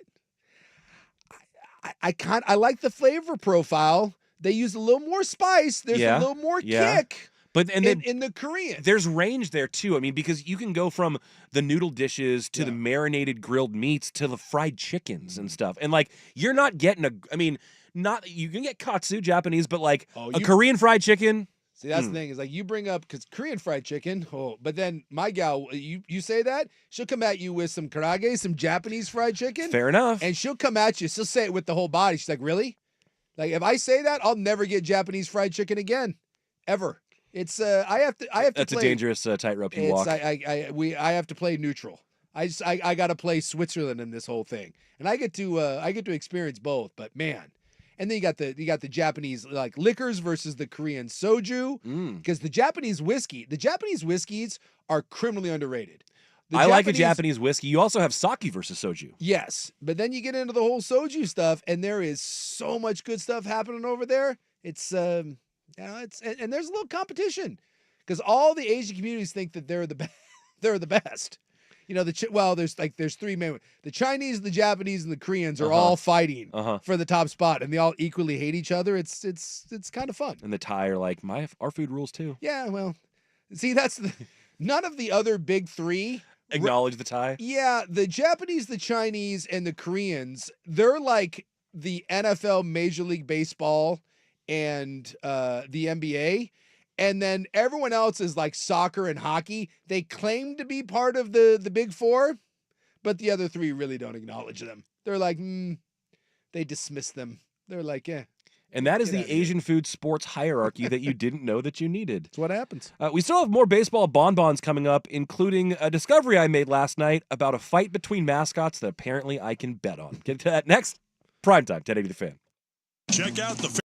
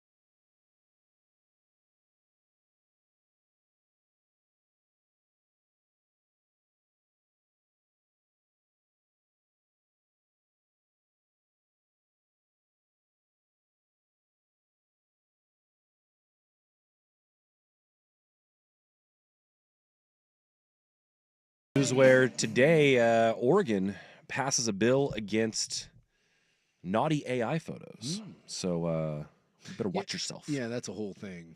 It is a whole thing. I am equal parts terrified and fascinated to see how we just navigate that whole world moving forward the next year, 5 years, 10 years. Because now they're popping up in ads. I saw Jamie Lee Curtis was begging, I think it was Zuckerberg. I guess now you can just go on and you can have whatever celebrity you want endorse your product. And it's just.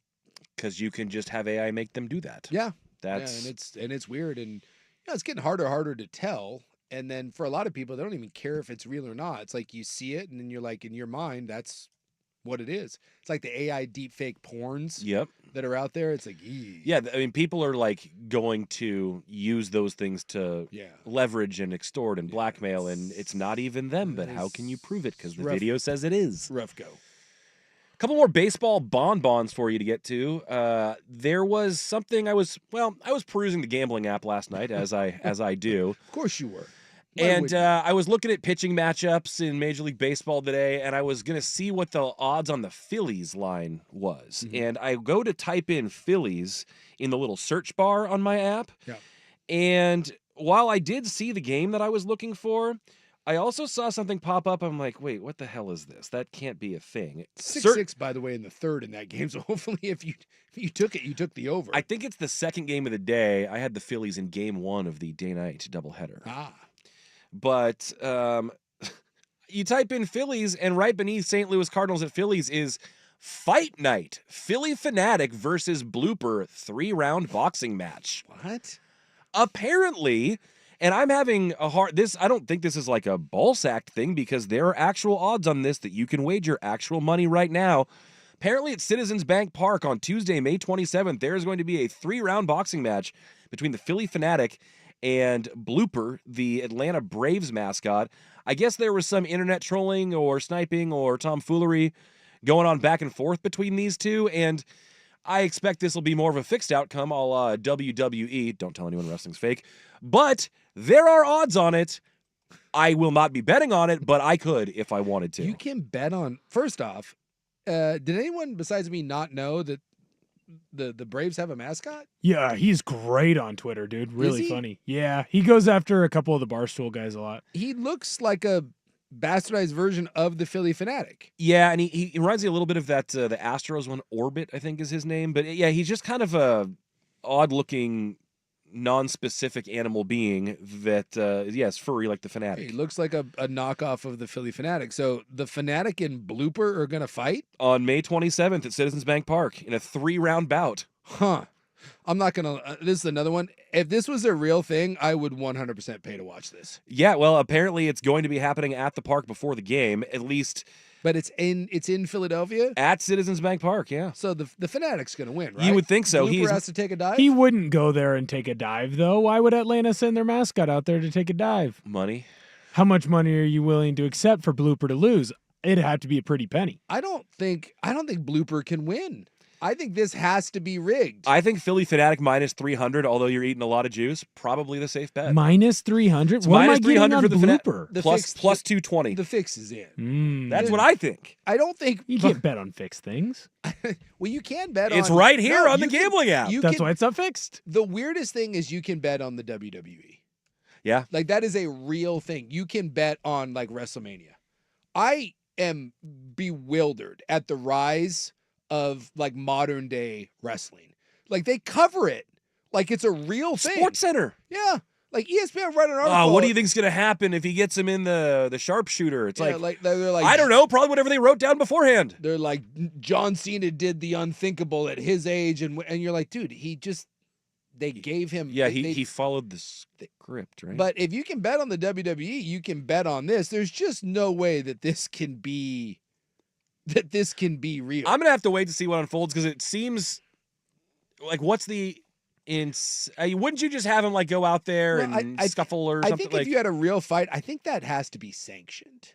I would think so. Like the Nevada boxing, I don't think you can just have in front of like 35,000 people. I don't think you can just have two mascots go out there. Who's making these odds for these offshore books then? I don't know. Is it just a sucker thing where again, Will is considering right now betting $5 No, on it's Blooper. Will not. likes I can't. Blooper. I can't do it. I would bet on Blooper though. That's where the the money's at. I just Go love his the way. fact that by the way, I'm watching a video here of Blooper stiff-arming children. Oh yeah, Yeah. he's definitely been one of those that participates and plays a little too rough in the kids versus mascot games. That's what I'm saying, dude. The money's on Blooper. He takes it serious. He does. The Philly Fanatic is going to wipe the floor. I'm telling you right now. I'm calling it. Mark this down. Philly Fanatic wins by TKO. Is this the one time where you actually do want to see who's in the mascot costume? Because then you could really know where to put your money at. Oh, wait, yeah. Then I think it's almost unfair. You have to. It has to be a blind judge based just on the costume. I I think there was one year, not too long ago. I think the Arizona and Arizona State mascot. I think they went at it for real. For real in the rivalry game. Yeah, I'm pretty sure it was the two of That them. rocks. I think it was the Territorial Cup. Yeah, and, I, it was the Sun Devil and the Wilbur Wildcat and just I- like throwing cuts. I think Wilbur got his head knocked off. I think that ended up. I think that was a legit. Yeah. Like they started swinging on each other, which someone is brought kind up of weird because can you? I've never been inside a giant mascot head. Can you hurt someone in a mascot head? You could. I mean, they have a lot of padding, but you could still knock somebody back well enough. And the other thing too is it's like Sweep the leg. well, I think that you could like you could knock your head against the sides or something like that. I mean, I don't know what they're actually made of, but I think I would bet on the one in the smaller costume yeah, because like when you look at like Blaze the Trail Cat, he's got the comically large head. but the body's a little more free. But I think the body is basically just a dude. Mhm. Like I don't think there's any big. So I'm betting on him. Whereas, right. Versus the big old suit. yeah, if you're in a big suit, you've got the padding, but I don't think you have any sort of mobility. In a mascot battle royale, I'm taking like the Phoenix Gorilla Yeah. because it's just a dude, and then he's got like a little mask on. Yeah, that's a You good call. Take that guy. Yeah. Could you lean on him though? Could you use the weight of your costume to like really? I think you can just sweep the leg in that. Probably. You because don't you- think you- you can just lean on him and wait till the third? I think you just move to the side and you dump him. I think if you're in a big now, again, never having fought in a mascot costume or I've never fought a mascot, I don't feel that the large mascot costume is going to be conducive to mixing it up. No, it would seem to be uncomfortable. And I mean, it's not like people who engage in actual boxing matches are conditioned to be able to do that anyways. Doing that for any lengthy amount of time in a suit, sorry, that's going to be miserable. But Blooper and the Fanatic, here's the thing, they're in the same outfit. So That's I don't right. think there's an advantage. no, not an advantage, but I just think Bet the draw. it Bet might the be draw. a rather lethargic fight, as I don't think they're going to have a lot of extra pep with those suits on. Someone saying, how would Mr. Met do? No, he's the head. It's too big. Too big of a target. You got a head that size. You only got one move, and that's the headbutt. I think you got to come in with like the full on. Outside of that, I don't think you're doing anything if you're Mr. Met. The head's too large. You can't have anything that's over. Like, if you have one aspect of your costume that's too oversized, I think you're cooked. It's all about mobility and speed, I think, in the mascot fight. Like, the Oregon Duck is not doing well. Well, so somebody points out, I was at the game where the Oregon Duck fought the Houston Cougar and kicked its ass. Yeah, I was at that one too. That was actually pretty good. I think the Duck like fake kicked the Cougar who was trying to mock the Duck's touchdowns, and the Duck started like going after it, and the marketing person had to break him up. I was at that game. That one was legit. The other one that stands out in my mind is St. Joseph's basketball program. I think they're the Hawks, or they're the Red Hawks, and they have a mascot whose tradition is from tip-off until the end of the game, it has to keep flapping its hawk arms the whole time. It's not allowed to stop, and it was doing it too close to the other team's mascot or in its face, and that mascot like started a fight with it and knocked its head off. And this sad, nerdy kid inside the hawk suit looking like he's gonna cry because he's now doesn't have his identity anymore. He just keeps flapping while he's holding back tears. It's just glorious. That's fantastic. So hold on. Yeah, I'm watching this Duck Cougar fight right here. Yeah, and then he does he does a little duck crotch on him too. Yeah. Would the best mascot then to fight with be like the Florida State Seminole? Yeah. Because they're not wearing No. Yeah. they're not wearing like the big head or anything. Yeah. They could go. There wouldn't be a vision issue. Yeah. No, I think the two, if I'm going the scariest mascot that you don't want to fight, it's either the USC Trojan or Yeah, Chief good one. Osceola, Yeah. because both of them are on horseback too. Yeah. Do they get the horse in the boxing fight though? Probably not. but you're still riding out on a cool horse. But True. like the Trojan and the Seminole, I don't know who beats that. Like you're completely you're unencumbered. Because I don't think the mascots really do anything for the padding of it. I think it just gets in the way. That's what I'm saying. I'm a little surprised the duck threw that beatdown because that head. I would think that head. The gets Cougar in has the a way. leaner suit going on. Yeah, dude, that's just if you're a Cougar, Disappointing. You can't be happy about that. You took an ass kicking. No, it's a rough performance. Yeah, go duck. Well, we are late. We have more baseball bonbons to get to. Maybe today, maybe tomorrow, maybe never. We will see. But we have In the News coming up next, and we will do that after Will's SportsCenter update. This is a PGA Championship Week edition of Primetime with Isaac and Sue. Brought to you by Langdon Farms Golf Club.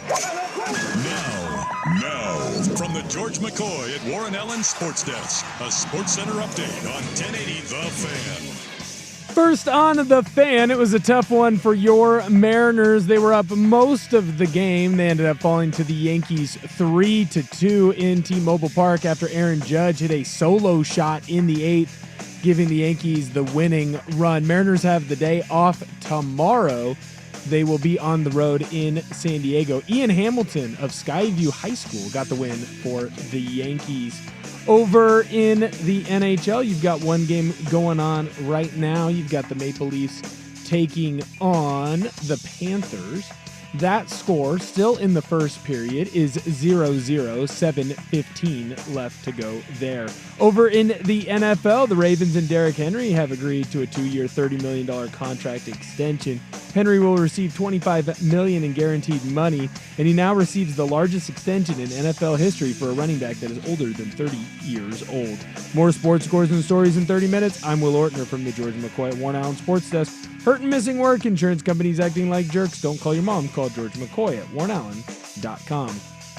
It's back, the 11th annual Fan Golf Classic.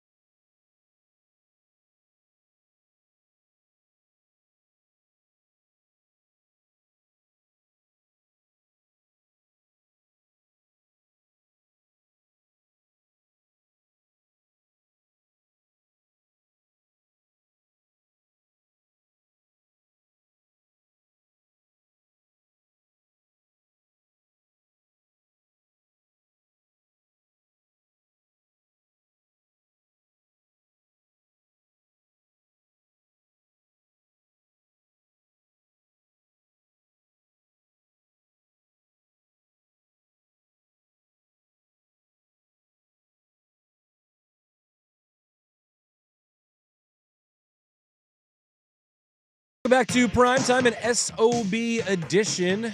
Stepping away from sports momentarily because it is time for us to get to In the News. It is Wednesday, May 14th. I'm your stand-in newsman. Today is, among other things, Bond with Your Dog Day. Oh, that goes without saying, right? I mean, that's every day, right? I would think so. Yeah. I mean, if you're not telling your dog that he's a good boy or good girl, Yeah. although I consider all dogs good boys, Sure.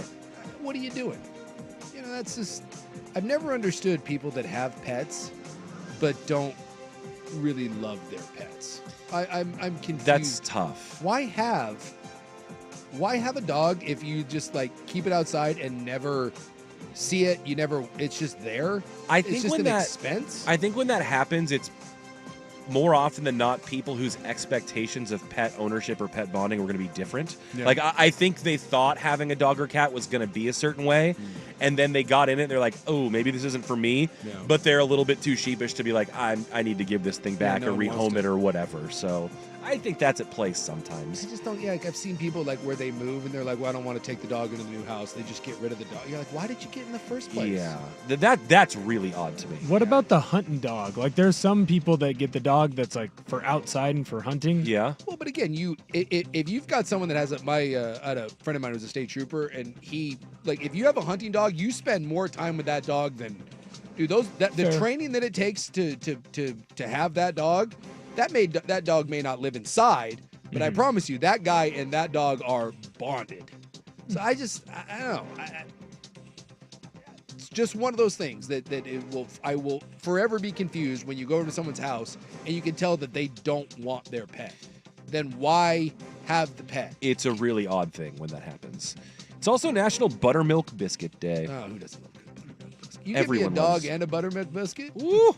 Man needs not many more things than that. nice and hot, and you put a little butter, and then I like to go a little jam or Yeah. maybe some honey Yeah. on top of that yeah. bitch. I've become a butter and jam on a biscuit person. I understand. I don't eat a lot of biscuits. I mean, it's just No. empty carbs. But It's really terrible for you. and the other thing is like one of my all-time favorite breakfast dish is biscuits and gravy, and it's just empty carbs with literal fat poured on top. It's just Is there anything in the world that we eat that is worse for you than just a plate? and looks like and it is a plate. It's like 4 big, giant, fat biscuits covered in country gravy. gray sausage gravy, which is delightful. good. It's so good. There's a little diner over in the Couve.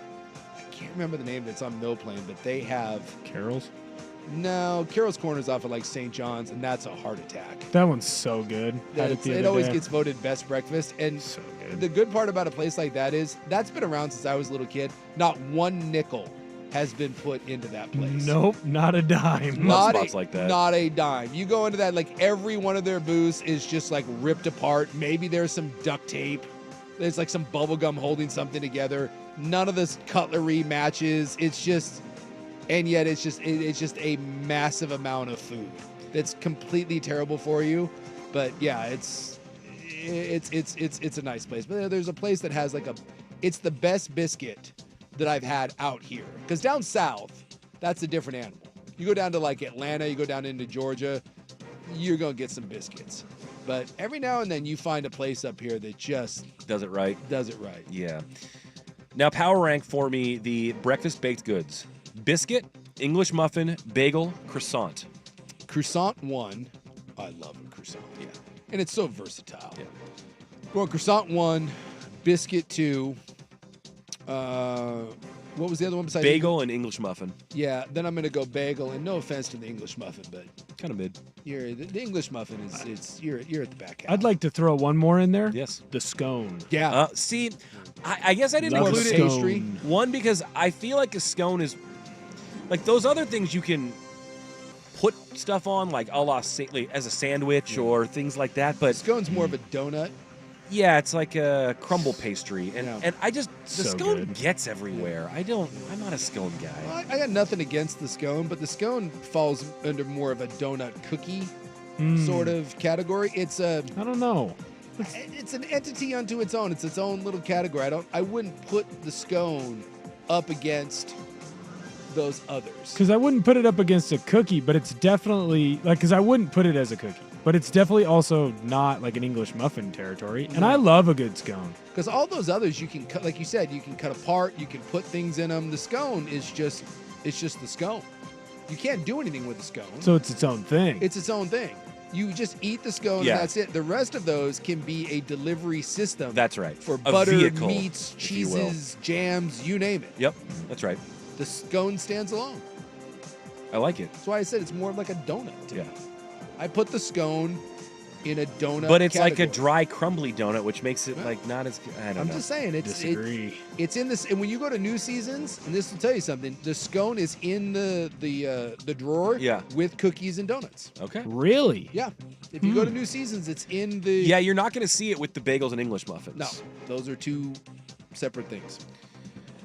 Well, every newsman dreams of big moments like this, but rarely with the gravity included in this one. If it was real. I'm going to try to put on a brave face here, but I am heartbroken to tell you, the people, that we've lost him. Moshu the Red Panda. Gone, but not forgotten. The age of 14 has passed on to the great red panda playground in the sky. After a battle with severe heart disease that was diagnosed late last year, the zoo announced that their red panda Moshu died peacefully this morning. This would be 14 years old. heartbreaking if I believe that the red panda was real. I've seen it with my own two eyes, Sook. I've even seen it eat and move around. Yeah. Animatronics. Right? You're the same guy that goes to the Jurassic Park thing and thinks you see a velociraptor. I've been saying for years that the red panda is a myth, and now he suddenly gets a mysterious ailment. Listen, now he's just gone. Convenient. My track Convenient record Oregon with Zoo. fake versus real news items isn't great to begin with, so I don't blame you for believing that. But the deputy director of the zoo, Rachel Richardson, said he was an incredible ambassador for his species, nicknamed Sir Snacks-a-Lot. He's known for the zoo's his activities on the zoo's social media accounts, his snack quests, being on the hunt for bamboo, apple slices, and other delicacies. I went to see that son of a bitch like 9 times, and never once did I see him. Even posthumously, you just crap all over this poor panda. And they say it all the time. No one loves the red panda more than me. Oh, if it was a boy. real red panda. This is And every time I controversial. went to the zoo, they said the same thing. Oh, well, you got to look for him. He's probably sleeping. Wasn't real. People are in mourning, Jason. It's my greatest conspiracy theory. I'm the Alex Jones of red pandas. I don't believe he was real.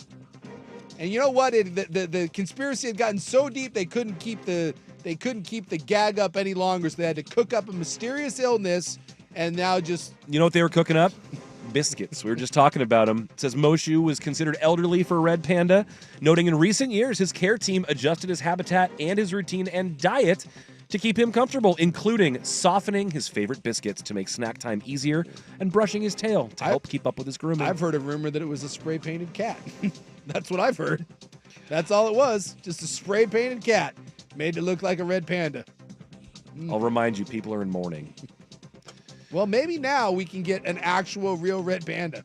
I'll believe the red panda when I see it with my own 2 eyes, and preferably get a tour where I can play with it and then have it do scary hands. Because there is nothing in this world that is cuter than a red panda. I would trade every one of my children. I would do a 3-for-1 Kevin Durant swap. I would give up all 3 of my kids for one red panda. R.I.P. Moshu, an Oregon icon. If he was real, my heart goes out and that breaks, because there's nothing cuter than a red panda. But I have my suspicions that this whole thing is just one large conspiracy to defraud the good people of Oregon. I will continue to offer my condolences. I won't stand for this. We need to move on. The Oregon Senate has passed a bill criminalizing AI-generated intimate images. The details of that coming up next in the news on The Fan. This is The Fan's window into sports. A view into today's top stories. Brought to you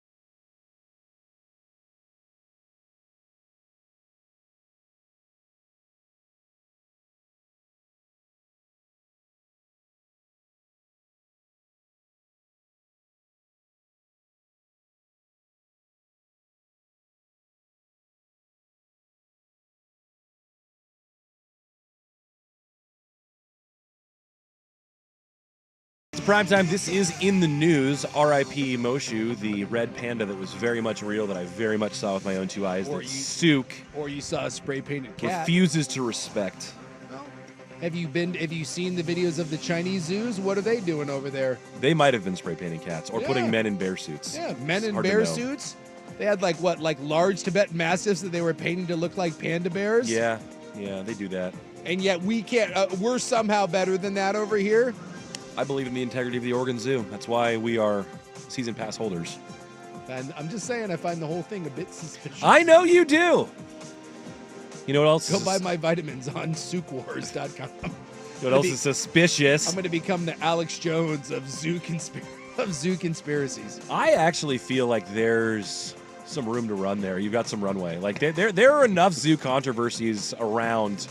You could be at the center of all of them. I did have someone from the zoo once reach out to me, and I just, it was one of those things where I never got around to do it. But because the zoo people did hear me, because I've been talking about this for years. Yes. Someone from the zoo said that they work behind the scenes, and they said if you want to come down before we open the zoo, you can see it and feed it or whatever. And I thought again that whole thing was a setup, that I was going to go down there and then be pushed into like a tiger cage or something. Nice try, Oregon Zoo. You're not going to get me that way. It's what they want. No one's around. It's before the zoo's open. Next thing I know, a spray painted cat's mauling my face. Well, the red panda, not fake, but the dissemination of fake pornographic and sexually explicit images generated through AI, about to be illegal. Good. The Oregon Senate has passed House Bill 2299A, which aims to criminalize the dissemination of said materials.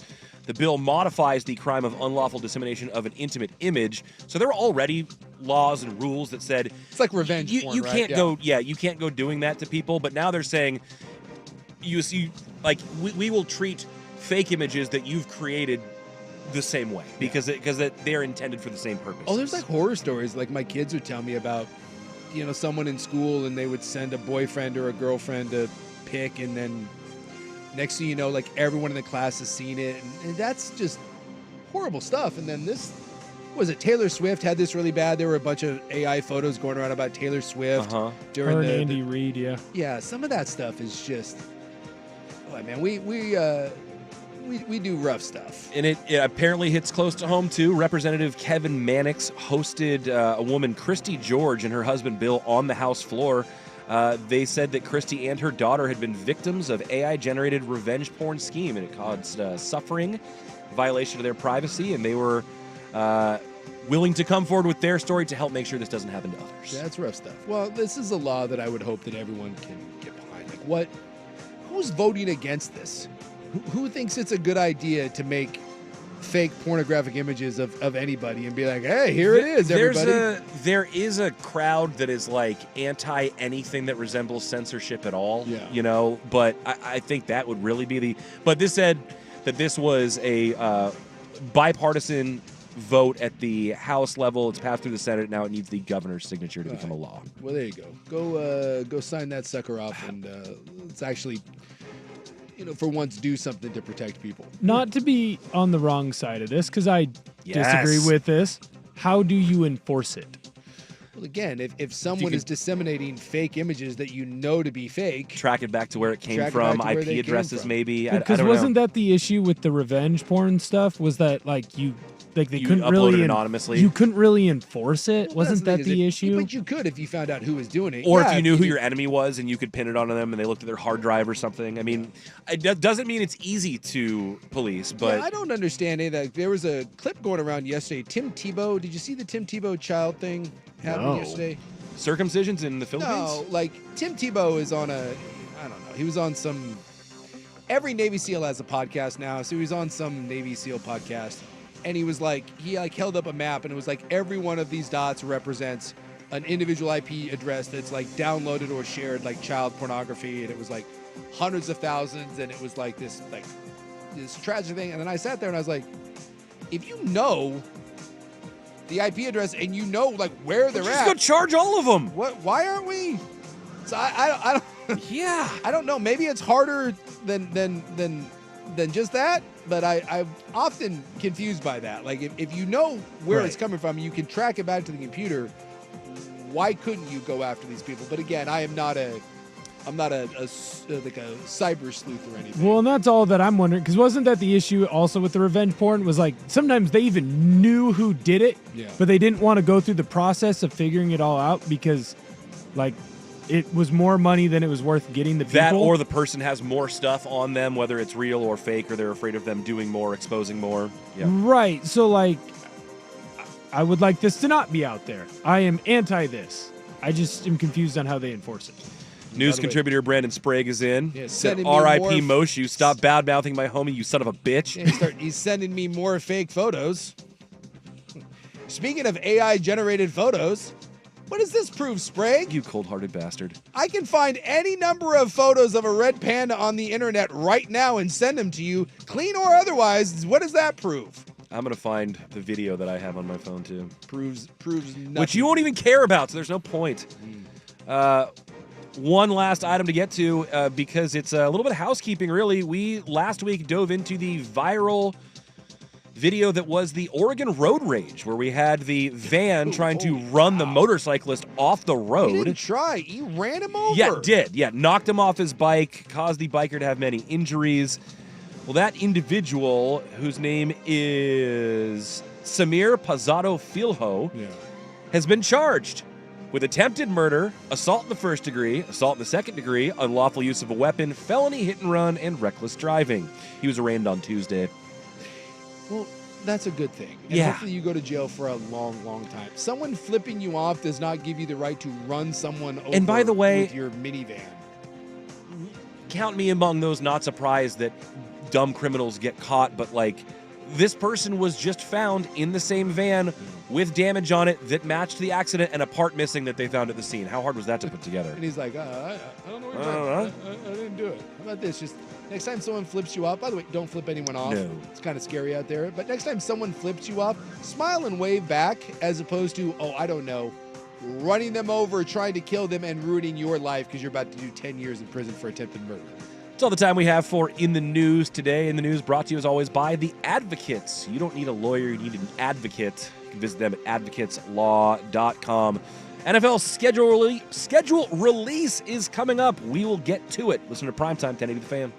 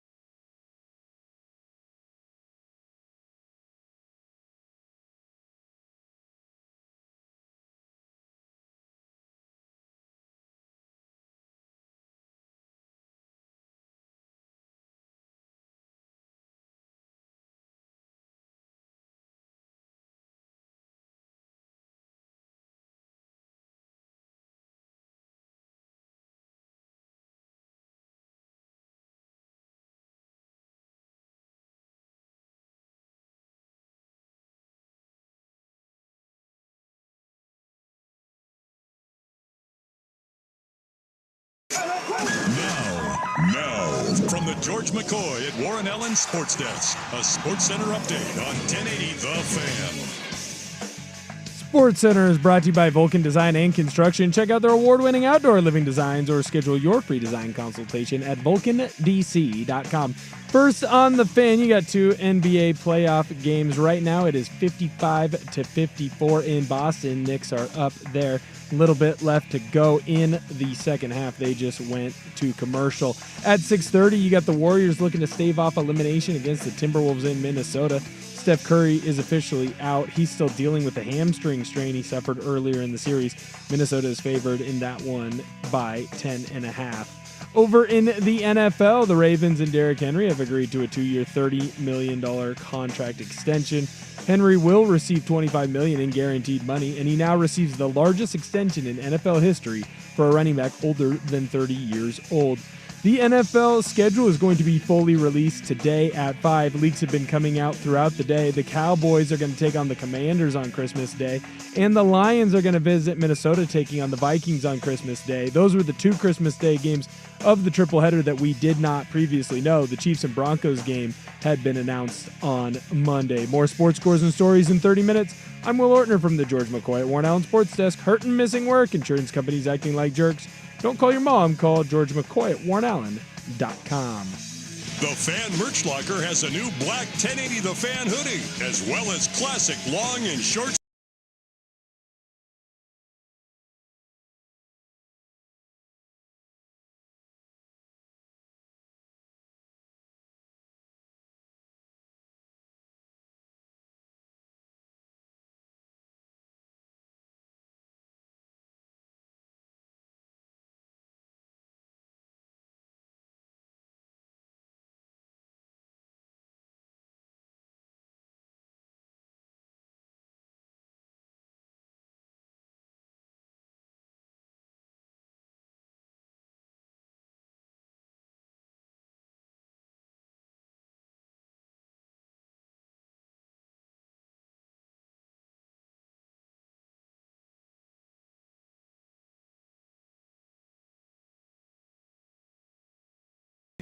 The deceased Moshu, Suk still having none of it. Well, you sent me like a roughly edited video of what could be anything. What you called clearly an animatronic figure. What, you think Jurassic Park's real too?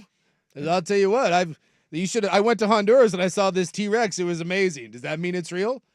I went to the Noah's Ark Museum in Kentucky. I saw Jesus riding a dinosaur. Huh? Was real? Well, that's the Lord. That makes He was sense. on a velociraptor. That happened. It's you in your cruelly edited video, and I'm supposed to believe that that's real. Nice try. You and Sprague. Just what a bunch of some people you what can't a bunch make of believers gullible out of. rubes you two are. Boy, I feel bad for you. I feel bad for the panda and his family. The others in mourning. Me and Aaron Rodgers we're enlightened. We're not falling for the zoo's simpleton tricks, unlike you and Sprague, just going along hook, line, and sinker with this fake red panda news. Well, the domino effect is coming, or maybe the waterfall effect, if you will, but every NFL team is now tweeting out their full schedule for the 2025 season. And as we are still kind of compiling what all of those look like, we do know a couple of the main headlines. And one of them really surprised me in that the week 1 opener, the game that's in Brazil between the Chiefs and the Chargers, YouTube exclusive. Yeah. Not YouTube TV. No. YouTube. I find this, I mean, I guess we were going to get to this point eventually, but I find that almost wild that this is going to be the first time ever that it's not going to be available on anyone's television. You'll stream it to your television, but well, yeah, I mean, Netflix, they had the Christmas games on Netflix, and they well, I guess. And I don't think you had to have a Netflix subscription, right? You just had to have the app, and I think you could watch it. I don't know. I thought you did have to have a Netflix subscription, but maybe I'm wrong about that. Because they're saying like YouTube, it's just you just have to have the app, and I would assume most people at this point, this is going to make me sound like do most people have internet capable TVs? Yes. Most people. I think most have- people do now. Most people have YouTube. TVs have also gotten so cheap that it's been easy for most people to get. That's why I didn't want to do the yeah. everybody. But I would like TVs now. You can buy like a flat screen TV for like $50.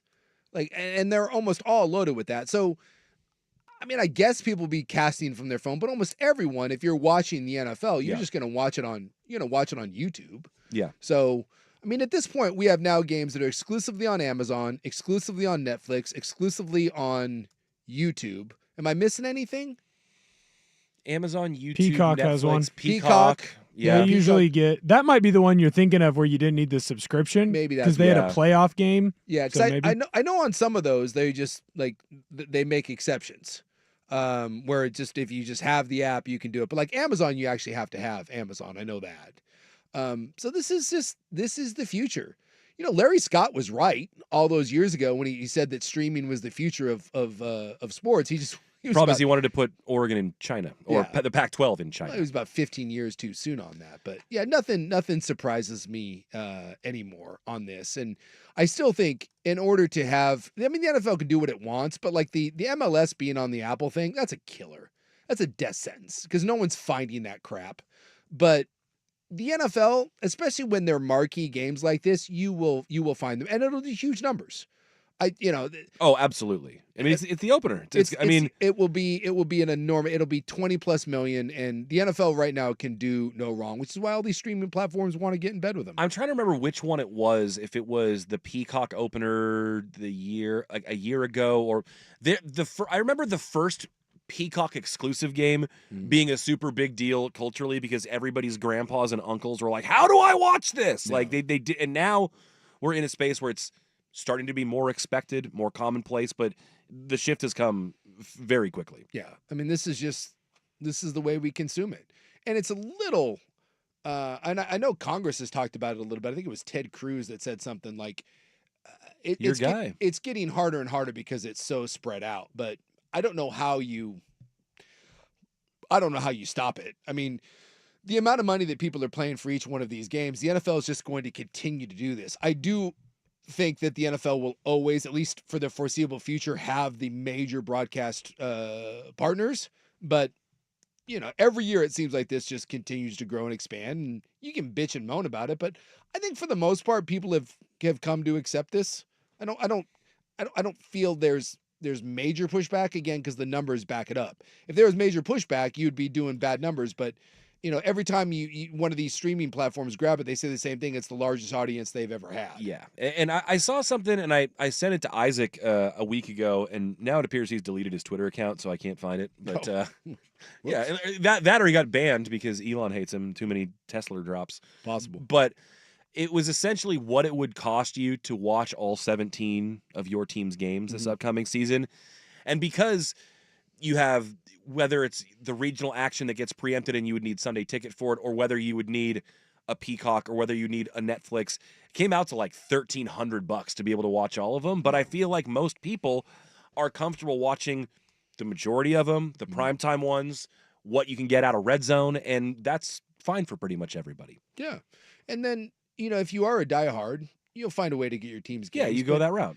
There's other ways too. I mean, I think enough people now, especially if it's a one-off, you're finding a Reddit stream, you're finding a crack stream, you're finding a streaming box, you're finding your buddy's passwords, or you're going out to a bar. I don't know. I just don't think that access, has anyone ever thought to themselves, the NFL does a poor job of getting their product out to people? Never. I've never once thought that about the NFL. I can't say that always about other sports. Right, but the whole, like, you've never once heard well, it'd be nice if we could actually find where it was. It's it's not, nobody does the true TV thing of March Madness or the where the hell is Live Golf on. People know where to find the NFL. Yes.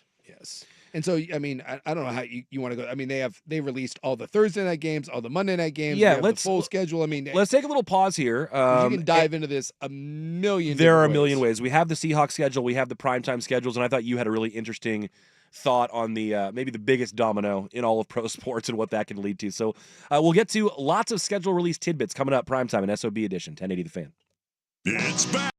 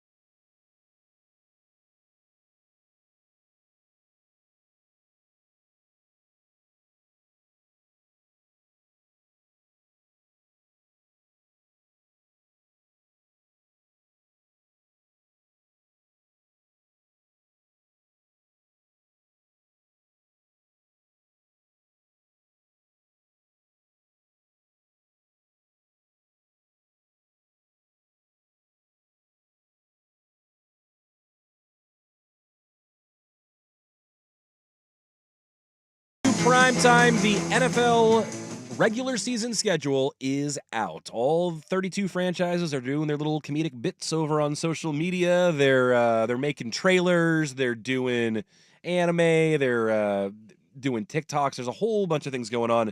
We will have one of those creative franchises for you coming up in a little bit. But let's get to some of the meat of it.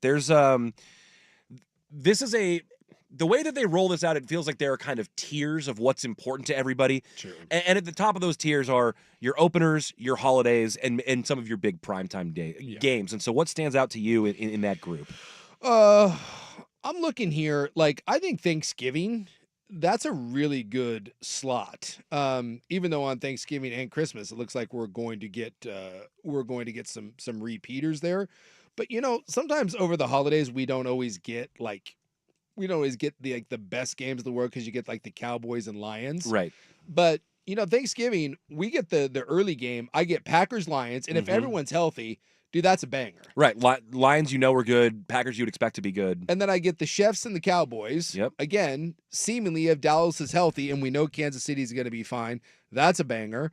And then the nightcap, I get Bengals at Ravens. Yeah. Dude, that's pretty badass. That's a really good trio of games. Yes. And then the Cowboys maybe could not be intriguing by that point. I guess the Bengals could too, but I love that. And then for Christmas, we do get a little bit of the double dip, but I get Lions at Vikings, and then I get Cowboys at Commanders. That, by the way, both of those are going to be the Netflix games. Yes. And then I get the Broncos Chiefs, which, by the way, that may be the best of those games. Yeah. I think when you look at Denver's got a little something cooking this year, and I'm excited about that. And the fact that the Commanders are on this list, this is what we were talking about earlier. If you want to know what a quarterback will do for you, right? We always say the quarterback's the most important position in all of sports, not just for on-field success, but that was a Washington team a year ago that was beyond irrelevant. And I mean beyond irrelevant.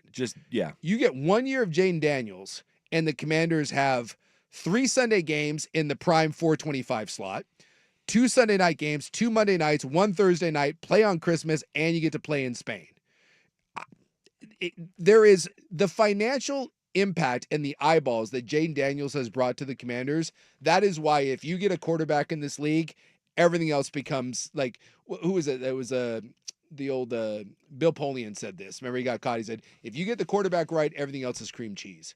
They've got the quarterback right. Everything else for the Commanders, cream cheese. And they figured it out, and they got it right early. I mean, for most teams, it takes them multiple draft cycles, multiple free agents, or even just waiting a couple years for that guy to mature, materialize. They got it in year one. It opens up so much for you to be able to do personnel-wise, because if you know your known commodity is coming on the cheap for now, you can spend money elsewhere. Yeah. And then, like you mentioned, the financial windfall related to that from having primetime games, from merch, from everybody talking about your team all the time. I mean, this has been an absolute boon for Washington, what Jaden Daniels has brought for them. And then looking through like the Monday night schedule, like Vikings, Bears, it's okay. And then the double dip we got on the 15th, you got Buccaneers and Texans and Chargers, Raiders. That seems a little soft for me. Like, none of those are particularly great, but then on the 22nd, I get Lions, Ravens. That's good. Another double dip, Jets, Dolphins, ick. But then the back half of that is you give me Bengals, Broncos. That's really good. I thought the Monday night schedule, to be honest, was a little weak. Kansas City, Jacksonville, I don't want that. Buffalo, Atlanta, October 20th, the Seahawks have they're the second half of the Monday doubleheader. They got Texans at Seattle. And that's the tough thing about this release and getting excited about it for me. It's like, you mentioned the Falcons in there. I'm like, you know what? If Penix is good, that could be but there's so much unknown about, especially down into the middle and back half of the season. I'm like, I don't know whether I should be excited or not about some of these. There's some iconic brands out there. There's some really big games of teams that you know or at least think will be good, but it's fun for everyone to pick apart. Yeah, just look at it. There's the Falcons have 2 Monday night games. The Raiders have 2 Monday night games. The Dolphins have a couple of them. That one was just the Monday night schedule to me. I guess what you're saying, like what stood out. I thought the Monday night schedule seemed a little weak to me. But that the holiday schedule seemed pretty robust. I thought the holiday schedule looked really good, and I thought the Thursday night schedules looked pretty good. Because the Correct Thursday me if I'm night, wrong. Doesn't everyone have to play Thursday night at least once yes, during I the think year? everyone. Well, not everyone, because I don't think there's that many games, but I don't think you can play more than one Thursday night game, if I'm not mistaken. Oh, and maybe that's it. Maybe that you can't play more than Or one. maybe it's two, because the Rams have two. So Okay. the Thursday night schedule, for you Seahawks fans, they play. So they get the one Monday night game. They have the one Thursday night game. They're going to play the Rams December 18th, which could be a huge game. All right. I mean, that's week 16. That could have huge playoff implications. But the Thursday night schedule looks pretty good. We start off with Commanders Packers. Yep. That's fun. What else we got? San Francisco versus the Rams. That's October 2nd. Mm-hmm. Kind of a fun game. Steelers Bengals is on there. Viking Chargers. What up? Bills Texans. Bears Eagles November 20th. That's the Black Friday game. Oh, okay. Cowboys Lions December 4th. Did we get a Friday opening week game last year? Because we do this year. That's Yeah. the Chiefs Yes. Chargers in Brazil. Because was that's that the one that was Eagles Packers in Brazil? Yes, Yes. that was Eagles Packers in Brazil. And- Because and, remember, they have to do it early on because of the way the antitrust TV thing. Yeah. Because it happens before the holiday, they're allowed to play on Friday night. After that, they're not allowed to. So That's it's the right. one Friday night game during the high school football That season they can pull play. off. Got it. Yeah. Got it. Yeah, there's and I'm looking at the Seahawks schedule here. It's really hard for me to ascertain whether it's good or bad for them. You play the Niners at the very beginning and at the very end. So that's something there. But as far as the road games, you're going away to Pittsburgh early in the year, which I think is probably a good thing considering 2. their quarterback situation and the weather. Mhm. You go to Jacksonville in October, whatever. You go to Tennessee in November.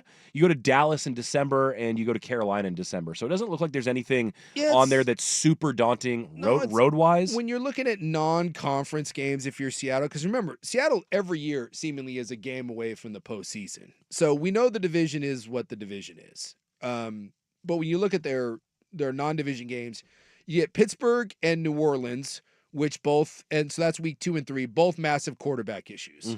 So that's all right. On the road to Jacksonville, I don't necessarily buy Jacksonville as much as everyone else.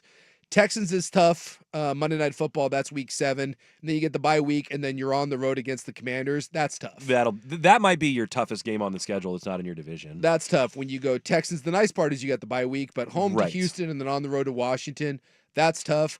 Away at Tennessee. So I think the schedule actually is not that bad. 'Cause It seems kind of favorable. We're dealing with a rookie quarterback. That's on the road. Again, by week 12, maybe Cam Ward is the end all to be all, but I like the fact that you're dealing with that. And then you're home to Minnesota. And again, we're not certain what JJ McCarthy has. And then that may benefit you late in the year. could benefit you late in the year. And then you're on the road against Atlanta, which again, we're not 100% certain what Penix is going to have. And then home against the Colts. Should be able to handle that. Again, Anthony Richardson. And then the other one is you're on the road against the Panthers, which may actually, believe it or not, of the quarterbacks that you're having to play out of division, outside of Stroud and Daniels, which we know that's tough. Yeah. That's a tough 2 and 3 weeks. You could make an argument that the quarterback that may scare you the most in that is Bryce Young in Carolina at the end of the year. Yeah, I mean, the way that he developed towards the back end of last year, if he continues on that upward trajectory, that may be one of the tougher ones that you have to play down the Because stretch. you just don't know what you have in Ward. You don't really know what you have in Penix. You have no idea what you have in McCarthy. And I think you do know what Pittsburgh, New Orleans are bringing to the table, which is not much, although maybe by then Aaron Rodgers is in Pittsburgh. So The other one I've heard recently, and this is just kind of a random aside, what about Aaron Rodgers in New Orleans? Would that make sense for him considering some of the weapons that they have down there? Or are they just not close enough to winning as a team? I mean, I suppose. I mean, no. Now that their quarterback room is Rattler, Yeah. Hayner, and Shuck. Well, there's no Pittsburgh and New Orleans are the two places that you have no real competition. You would assume that if Rodgers walks into either one of those rooms, he is the day one starter. So the question becomes, which one of those is a better situation for you? Now, you would assume that Pittsburgh is the better situation, but also realize that Pittsburgh has to play in a division with More Baltimore of a grinder. and with Cincinnati. Yeah. Which and by the way, you have DK Metcalf, and then maybe not. And you're playing outdoor in the cold, and you're old. Like, I mean, at least you got a dome if you're in New Orleans. Where you have the Aints, who were 5-12 last year, play a little defense, but you play in a division with Carolina, Atlanta, and Tampa. 10 wins won that division last year. Mm-hmm. You make the argument that if you're New Orleans, I want to see what their points against. Yeah, New Orleans had the best defense in that division.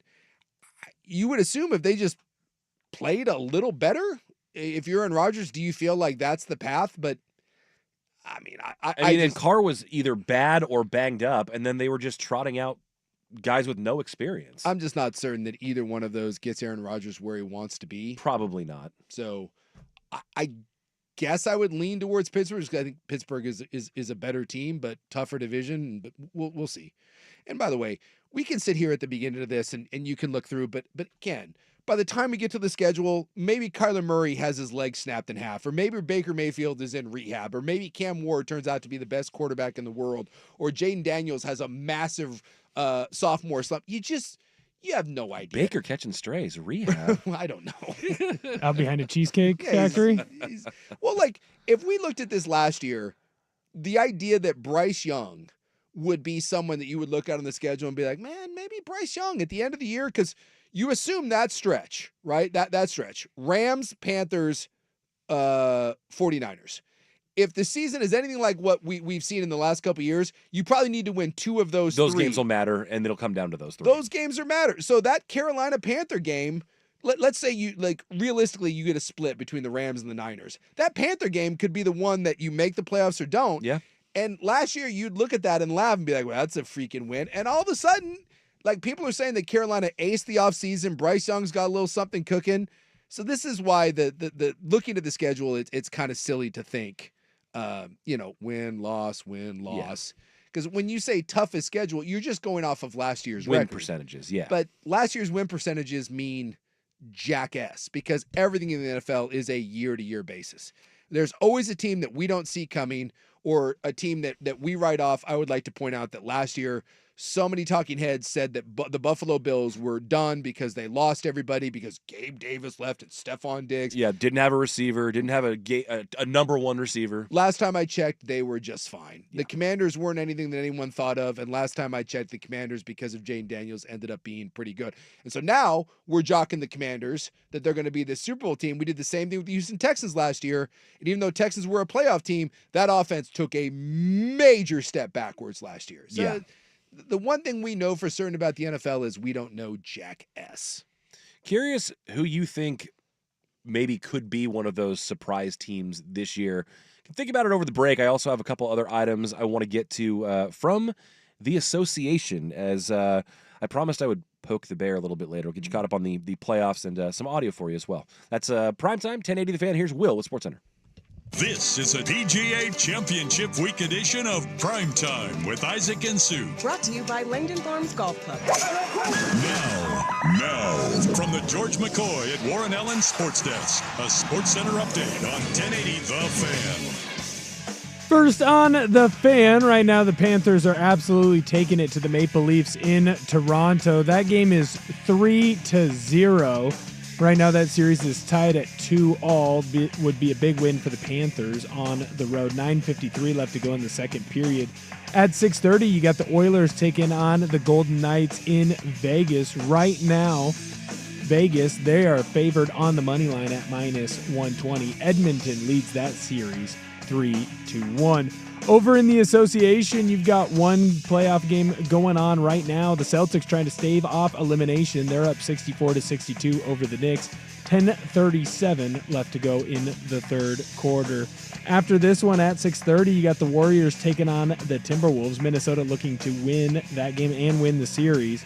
Right now, Steph Curry's out. He's dealing with a hamstring strain he suffered earlier in the series. Minnesota is favored by 10.5. More sports scores and stories in 30 minutes. I'm Will Ortner from the George McCoy at Warren Allen Sports Desk.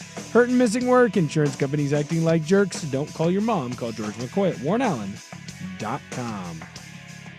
It's The Fan on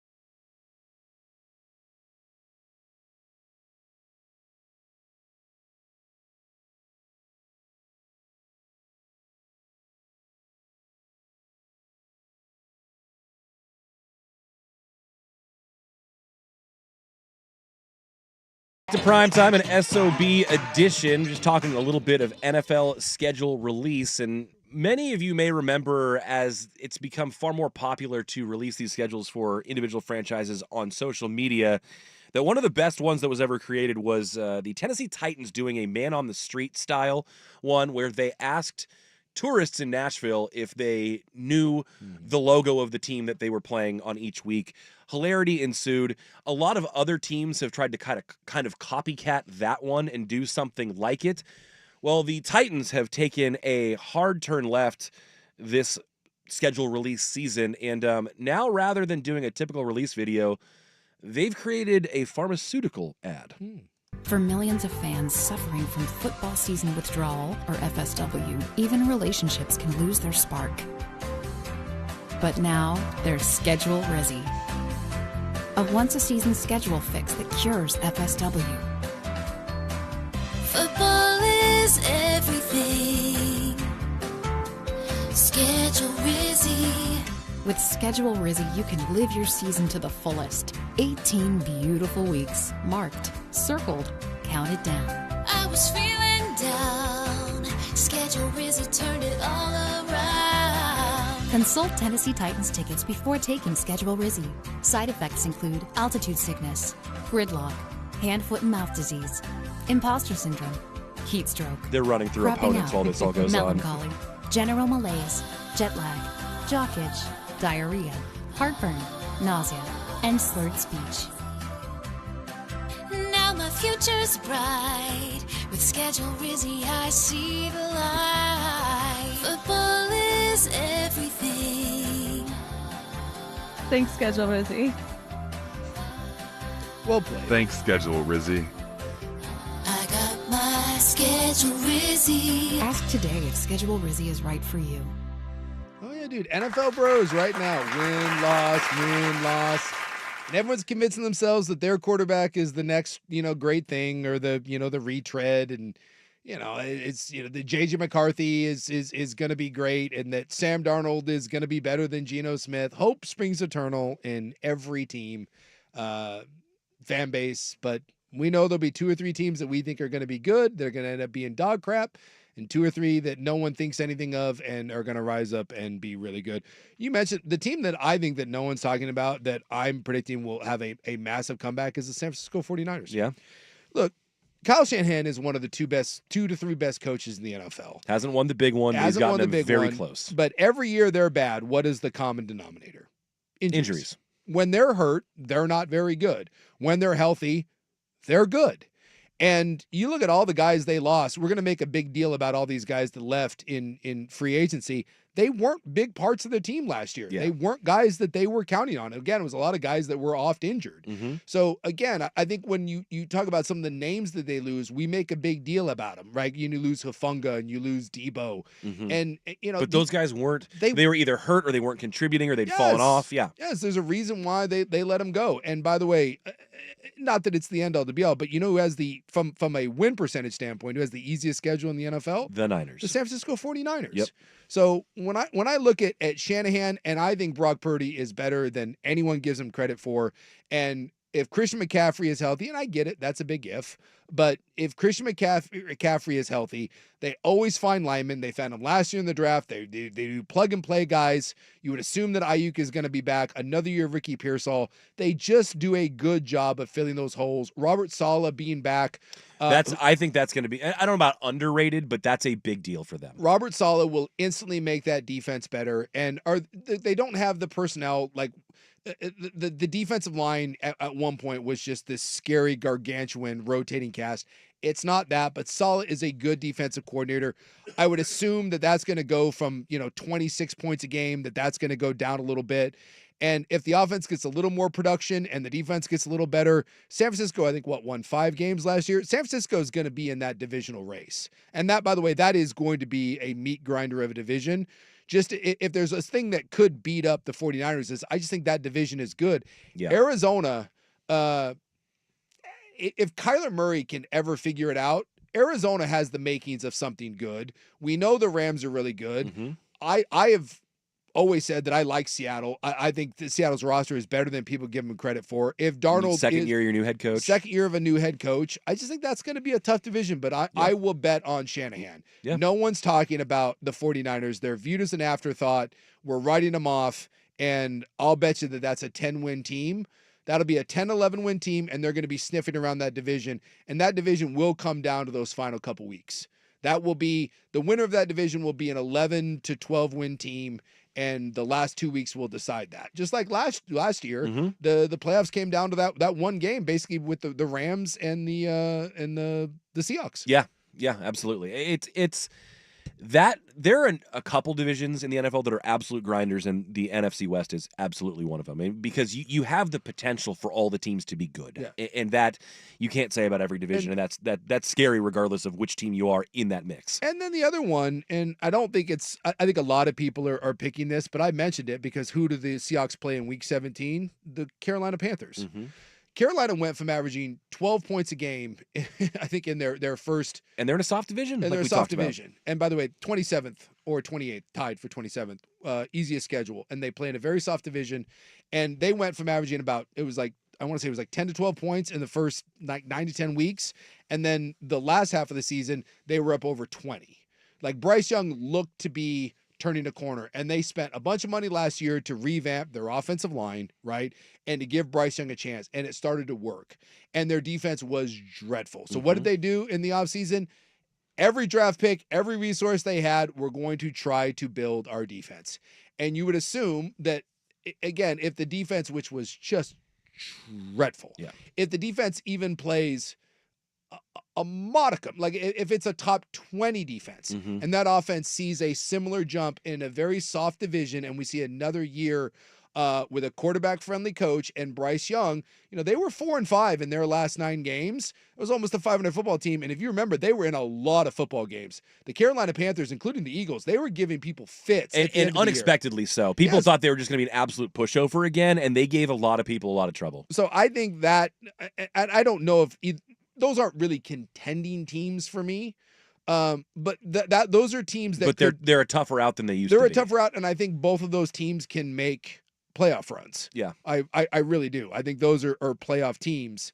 And then some of the other ones that I think are, I don't know if anyone's sleeping on any of those teams. But like Chicago has no more excuses. I think Chicago with that rebuilt O-line and Ben Johnson and those schemes and Caleb Williams, that should be a good team, but that's not a sleeper. The one that I think could go backwards, I'm not convinced the Vikings. I think a lot of what Minnesota did last year was a little bit of smoke and mirrors. And we just don't know about McCarthy. We barely saw him before he got hurt. And now he's basically been out of football for almost 2 years. So much of what they were doing on the defensive side of the ball was not a Jims and Joes. It was a scheme thing. Yeah. And I think towards the end of the year, people started figuring that out. They're getting lit up at the end of the year. And I don't know if they take a huge tumble back, but I think Minnesota could be a team that you look at the end of the year and you say, boy, they weren't quite what we thought.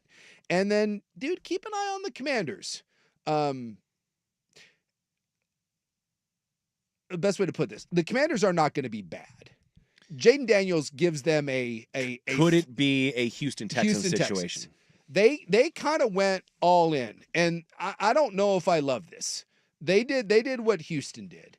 They went from, hey, we're not any good. Oh my God, we have a quarterback. We're pretty good. And they were winning a lot of games by the skin of their teeth. And a lot of that was Jaden Daniels just improvising and playing out of his mind. And the O-line wasn't very good and the defense was spotty, but there was something. There was a magic there. And he had a really special year. And that was kind of C.J. Stroud and the Houston Texans.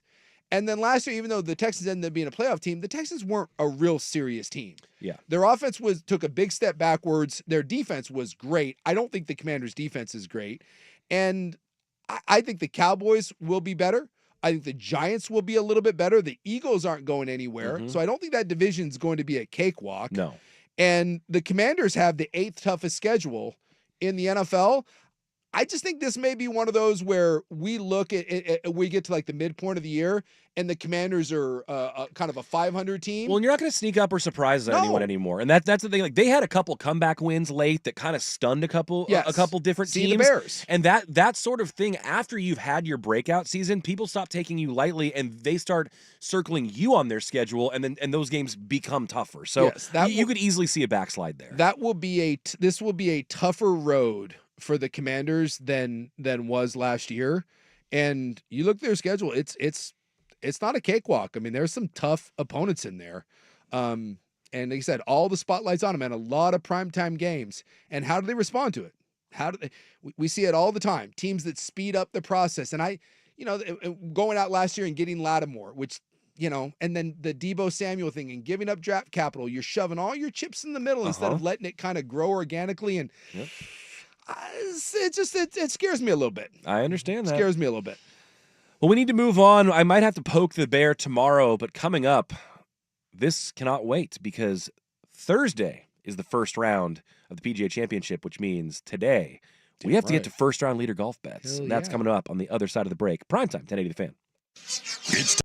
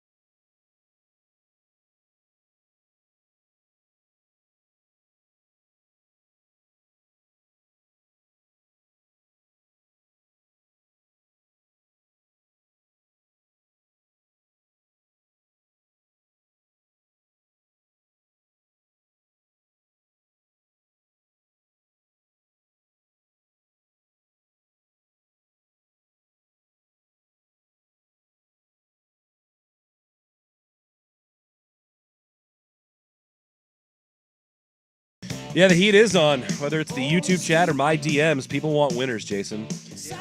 We need them. We need them, Buckley. And so we're going back to the well as we do every week, going into a Thursday golf tournament. First round leader bets. And more importantly, this is a major championship first round leader bet. That's right. The field is absolutely huge.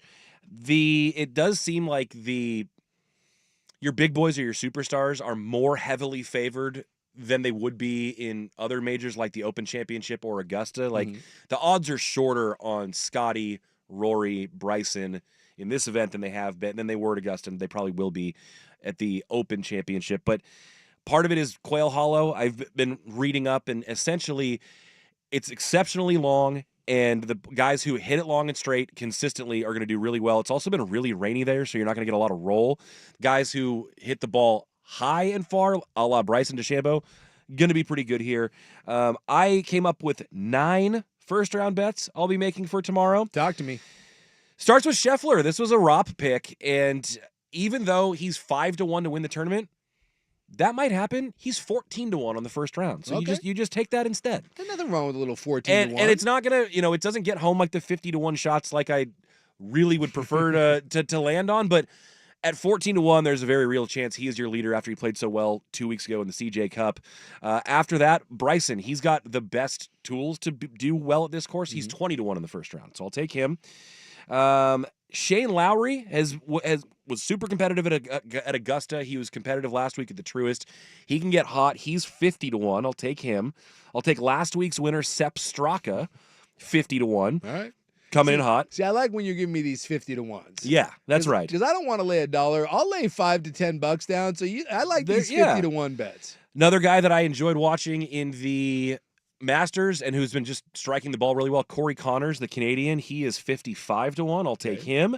An auto play for me, Keith Mitchell, Money Mitchell. He's won first-round leader 3 times this year. Money Mitchell. Is he a big hitter too? Not necessarily. He just tends to be one of the best first-round players out there. Cashmere Keith, they call him because of his dapper wardrobe. Okay. He's 70-1. Justin Rose was the first-round leader after Augusta. He's an auto play for me. He's 80-1. Wyndham Clark, he started this whole train for me. Super Bowl weekend, Waste Management first-round leader. He's 80-1 at this course. Then I like a guy who's really good off the tee, has struggled a little bit with the putter, but can get hot. Davis Thompson, this guy Rop has talked to me a little bit about. He is 11th off the tee on the tour and is 90-1. So that's a nice little number. And then Mr. Nap Time himself, smoothest swing in golf, Jake Knapp, who was the first-round leader in Mexico earlier this year. He's an auto play, 125-1 odds. There you go. Those are your Those are your 9 first-round leaders for me. Now, there's still room for one more on the card. There is. So if you got one, send it my way. But that's what I will be doing tomorrow, Thursday, in the PGA Championship. I have no choice now. I feel like the dollar thing's not going to work for me. So I feel like I'm going to take, how many do you have that were, you had what, 5 that were 50-1 or greater? I've got it's 7 that are 50-1 or greater. Lowry, Straka, Connors, Mitchell, Rose, Clark, Thompson, and Knapp. I think the appropriate thing to do, because you're on a heater, I think it's to lay a sawbuck, to lay a 10 spot down on everyone that's 50 or greater. 50-1 or a greater. There you go. I'm gonna ride with you, Buckley. And then watch it either be Scotty, Rory, or Bryson. That's fine. But that's how you roll. I don't want to hit at 14-1. No. Where's the fun of that? I need whimsy in my gambling. By the way, the text line informing me that yes, Cashmere Keith is in fact long off the tee. Even better. Let's go. And confirmation with the wet conditions, distance off the tee is at a premium. You want a long hitter. Just put them all in. Let's do it. I did $1 though. There you go. Text line telling me Justin Thomas belongs on the card. He's been playing really well lately. He won earlier this year. I could see Thomas being in the mix. Justin Thomas, he's the Alabama kid, right? Yep. I saw an article today. It's somewhat related, but I guess now the new trend in NIL is these schools are building $100 million golf facilities. I've seen a little bit of that. So like Illinois built one, Alabama built one. They're calling it Crimson Reserve, and it's got its own course, and like they're saying it's arguably the best golf facilities in the United States. It's akin to the very best pro facilities in the world. And so I guess, and obviously golf makes no money, but what it does do is the boosters love. Just going on down. That would be awesome. So shockingly, a lot of these boosters are rich old white guys. You're a big duck donor, and you just get to go play 9 at the Duck Reserve or whatever it is. Yeah, I love that. What rich old white guy doesn't want to or doesn't play golf? Hobnob it, drink and rub elbows with your fellow donors. So I guess this is the new trend: is people are dumping $50 to $100 million into golf facilities for a sport that makes no money. For a sport that makes $0, but is a fun little side activity. Yes, and it's That's simply great. And I guess the article I read said if you are a donor and you're cutting a check for $15 million, you're not going to go into the weight room and lift weights. You're not going to go on the treadmill and run. You're not going to their tennis courts to play. You're going to hang out and swing the sticks. But what you will do is go down and anytime you're in town, you go down there, and I guess they're saying these donors are basically given keys to the building, and they have their own. Brilliant. Yeah, and so they were saying, they're saying you think a country club is exclusive? Wait until you go on to one that's the only people that can play there are people associated with the university. And do we get an arms race, and suddenly it's who is boasting the most impressive, donor-funded super facility? Well, guess who helped fund it and who designed it was Justin Thomas. Justin Thomas. I love it. So I guess Alabama got with Justin Thomas and said, hey, money's not an object. If you could design your own practice facility, if you could design your course, what would you do? And Justin Thomas was like, well, I do this, this, and this. And Alabama was like, cool. And they got I forget the guy's name, but they got a world-class golf designer to get in conjunction with Justin Thomas and built the Crimson Reserve. Look at the photos of it. It is stupid nice.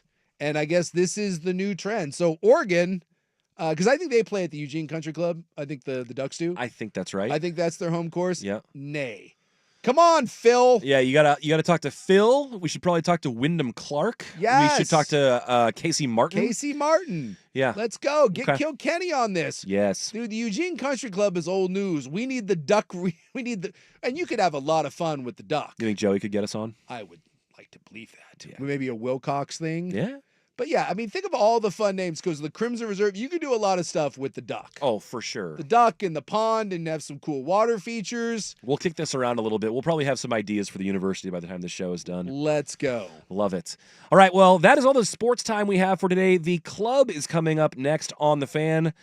A birthday party turned surprise divorce party, buried treasure in an American city, and something Suk was right about all along. That's coming up in the club on The Fan.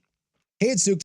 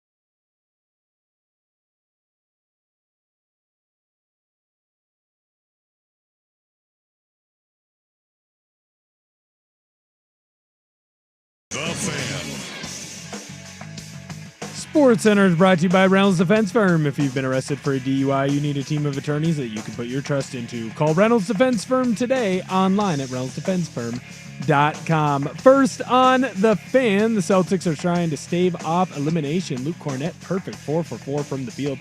He's got 8 points, helping lead Boston to the 91-76 lead over the New York Knicks. It's still the third quarter, plenty of time for the Knicks to come back. They've done that multiple times in this series. You got 150 left to go in that one. Immediately following this game, you got the Warriors taking on the Timberwolves in Minnesota. No Steph Curry. He's still dealing with that hamstring strain. Warriors need to win this game if they want to stay alive in the series. Minnesota is favored by 10.5. You've got 2 playoff NHL games.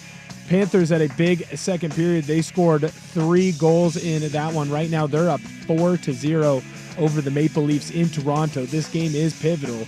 It is Game 5. That series is tied at 2 apiece.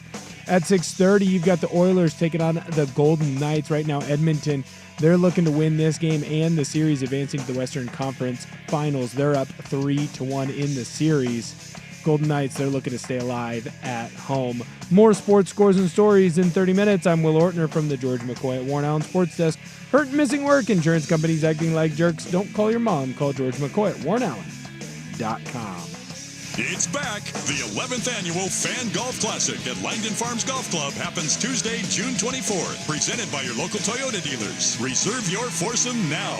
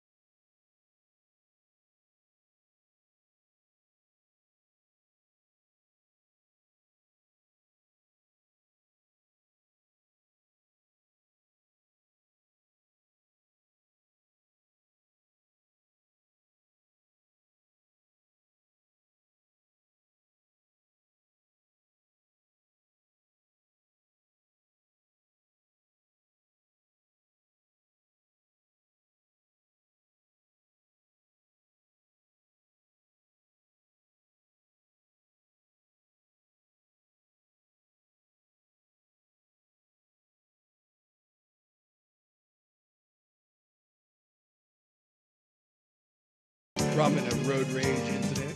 When the cat's away, the mice will play. Because this bitch is behind maintenance.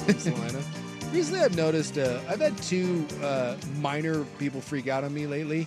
Over what? Well, I don't know if anyone's had this, but when you're turning into a parking lot, a lot of times the person that's exiting the parking lot does not get over on their side. A lot of times, I would say like most of the time. They're like in the middle. Because their car is swinging out, but they haven't made the full swing yet, so they're like hanging at an angle, and they're blocking more than half of the entry. Yes. Yeah. So when I'm going to turn in, I do not have to wait for you to leave. I am in front of you. And when I am going to turn in, like I am as far right as I can go. Right? And you're not going to hop the curb. Yeah, I'm not hopping the curb. And I've had twice, like in the last week, someone that's exiting that is then we have to kind of both stop, right? Because I'm kind of cutting him off. And then that guy lose his S at me. And I'm like, wait, he just, he rolls What did you want me to do? And he's yelling, he's giving me the finger. It happened yesterday. And I'm like, well. Was it our parking lot? No. Oh. No. This one was at a little, like a Quickie Mart place by me. And then the other one was pulling into the gym.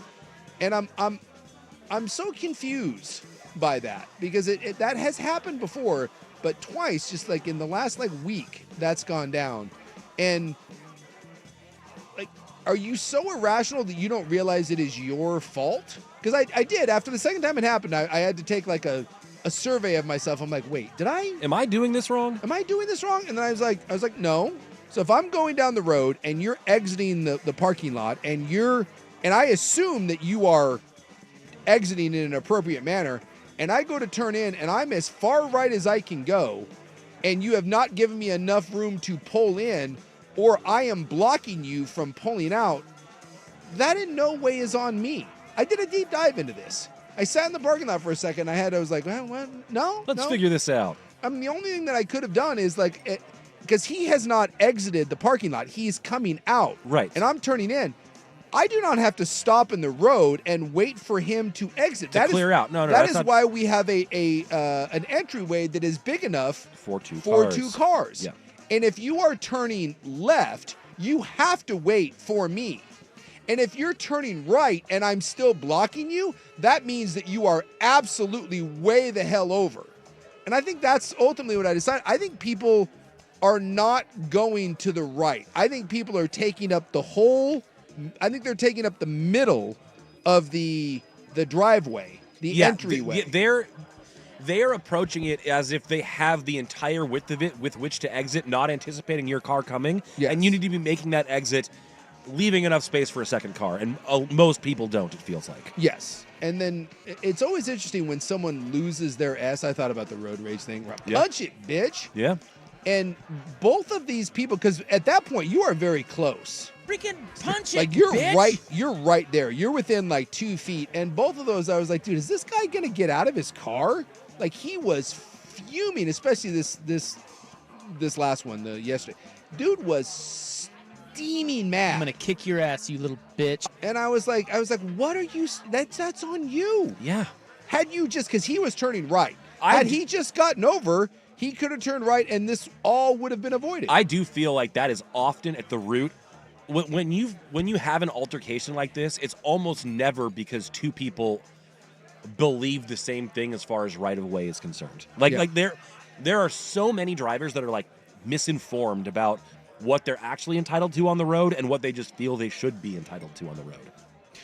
Because I am well aware I am not a fantastic driver. I'm not a bad driver, but I'm not. That's different than knowing the rules. Well, but I'm not like, every guy thinks like he can do 3 things. Every guy thinks he can like beat up anybody on earth because he's just going to go red when he gets angry. Every guy thinks he can barbecue. And every guy thinks that he's like Jeff Gordon, right? Sure. No matter what. I am very honest about my abilities, right? Like half the time that something goes, like if I'm on the road and someone starts honking at me, my first inclination is, what did I do? What did I do? Yeah. And I'm the first one to like raise my hand and be like, I don't want to be doing this My either. bad, I didn't realize that. My bad.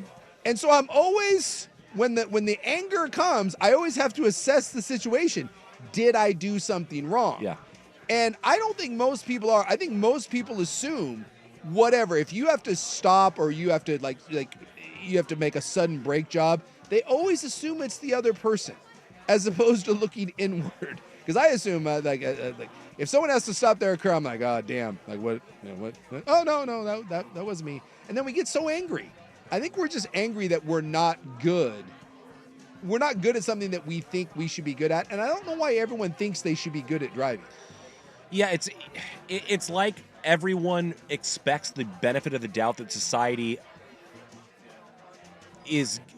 has determined you're good because you have a license or something. It's like, no. Just because you passed your test 20 years ago or 30 years ago or whatever it is, doesn't mean you're good at this. We're not all good at everything. I mean, like I said, I think there's varying degrees. I'm a fine driver. I don't think I'm a perfect driver. No, I'm not bad. But if someone else wants to drive, knock yourself out. We just get a lot of we got a lot of unnecessary anger. So to that guy driving and I always thought he was like driving like an 88 Honda Accord that was like poo brown. I wanted to roll down my window and be like, you hate your car. Don't hate me.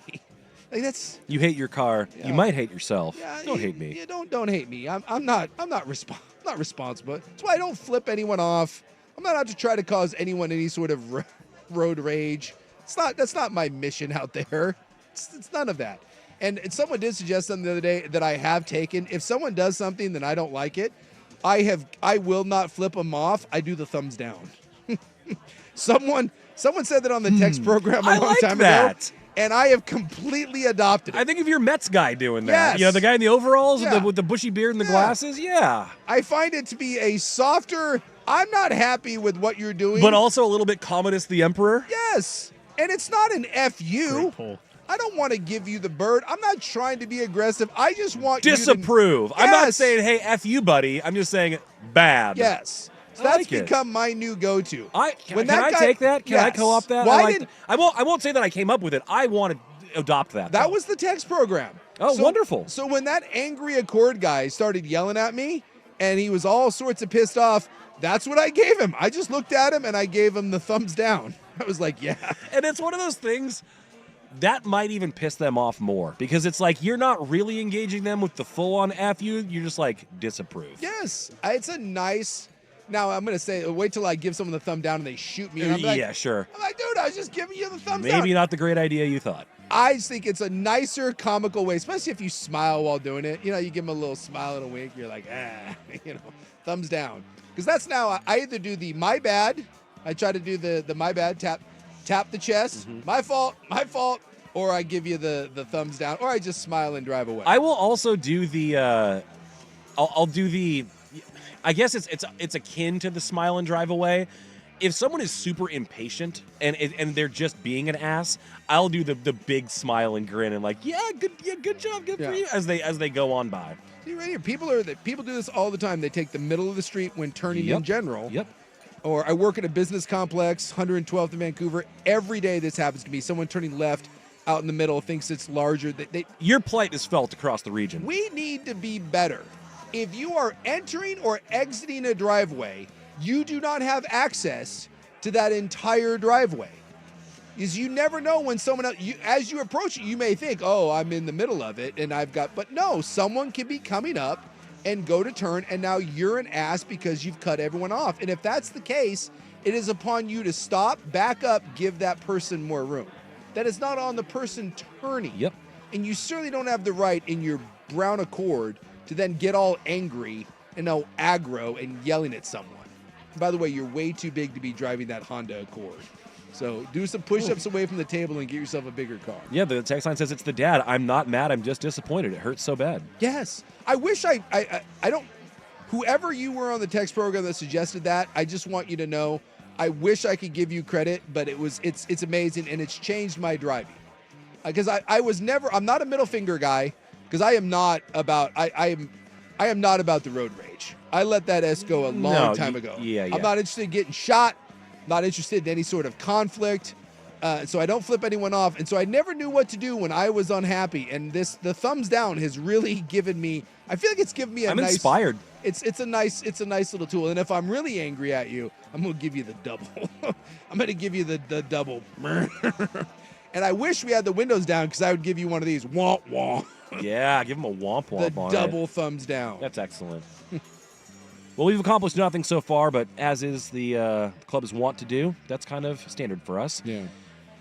I do want to get to something that you've been telling us all along, Suk. You have very few rules for life, but when your relationship is in the throes of controversy or on the rocks, there's a couple things you don't do. 2 things you never do. And it's just been proven once again. It's coming up next on The Fan. Yeah.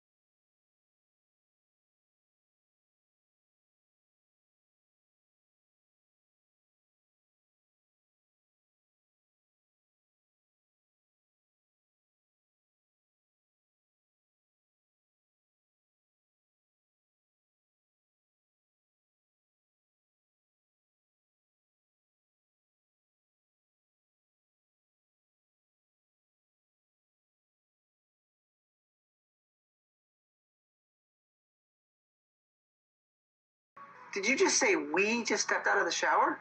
I said he. Right, okay. Club 1080 with Isaac and Souk is brought to you by Pub Beer, the official beer of Cheap Fun. Double Sun Power! Welcome back to Le Club. Well, Souk has been warning us about a handful of things in life for a while, but there are few that he really sticks to and is really staunch about that you need to be aware of specifically in your relationship, and it has reared its ugly head once again. Said multiple times, and this is not tongue-in-cheek. This isn't like the red panda thing, although I stand by my conspiracy Enough theory. on Moshe. Can he rest in peace? I don't know. Can he? Was he real? Who knows? Who's to say? But I do know this. I'm exhausted. If you are in a rough relationship, husband or wife, doesn't matter. If your relationship is not going great, and we all know when things aren't going great, and one of you says, hey, let's go hiking, let's go on a cruise, realize you're about to get murdered. There is no reason for a bad relationship to ever go to the woods or out on a cruise ship. You are going to get pushed overboard. You're going to get shoved off a cliff every single time. And no one's listening to me, and this poor bastard in Hawaii didn't listen to me, and look what happened. Yeah, Primetime Honolulu. A judge on Tuesday denied a Maui doctor's request to be released on bail while he fights an attempted murder charge on allegations that he tried to kill his wife on a Honolulu hiking trail. His name is Gerhard Koenig. Previously pleaded not guilty. His wife wrote in a petition for a temporary restraining order against him that they were hiking in Honolulu in March when he grabbed her, pushed her towards the edge of a cliff, attempted to inject her with a syringe, and then bashed her head with the rock. He's an Dude wasn't even trying to play the accident angle. No, this is my only thing I can say about this anesthesiologist. That's sloppy work. Big time. That's sloppy work, man. What are you doing? I'm not trying to tell him how to, get away with this, but shouldn't the nudge be all you need? We all know the key to this is, hey, honey, why don't you take a selfie there by the edge? And then you go King Leonidas, and this is Sparta. Ha! Or you just do the, hey, isn't that crazy? Look down, look how high we are. Oops, boom. You don't bring a syringe full of drugs. And then bash her in the head with a rock. Well, I guess after the nudge doesn't work and then the syringe doesn't work. Well, then the fight ensues, I guess. I guess at that point you're kind of committed. Jesus. I do enjoy that they found him. They found him with syringes in a fanny pack that were labeled. They were labeled like anesthesia drugs. Like he's just carrying them around. This is like the hit and run guy. Like you hit someone with your van and then you drove around in the same van with the same damage that matches the accident you just had. Like, criminals are idiots. This dude's very sloppy in his murder. He's not very good. No, he's not. He didn't plan this out. He's probably a bad doctor. Yeah, that's what I'm saying. Like, I'm not certain I want him in charge of my anesthesia. Like, that's the most important part of the surgery.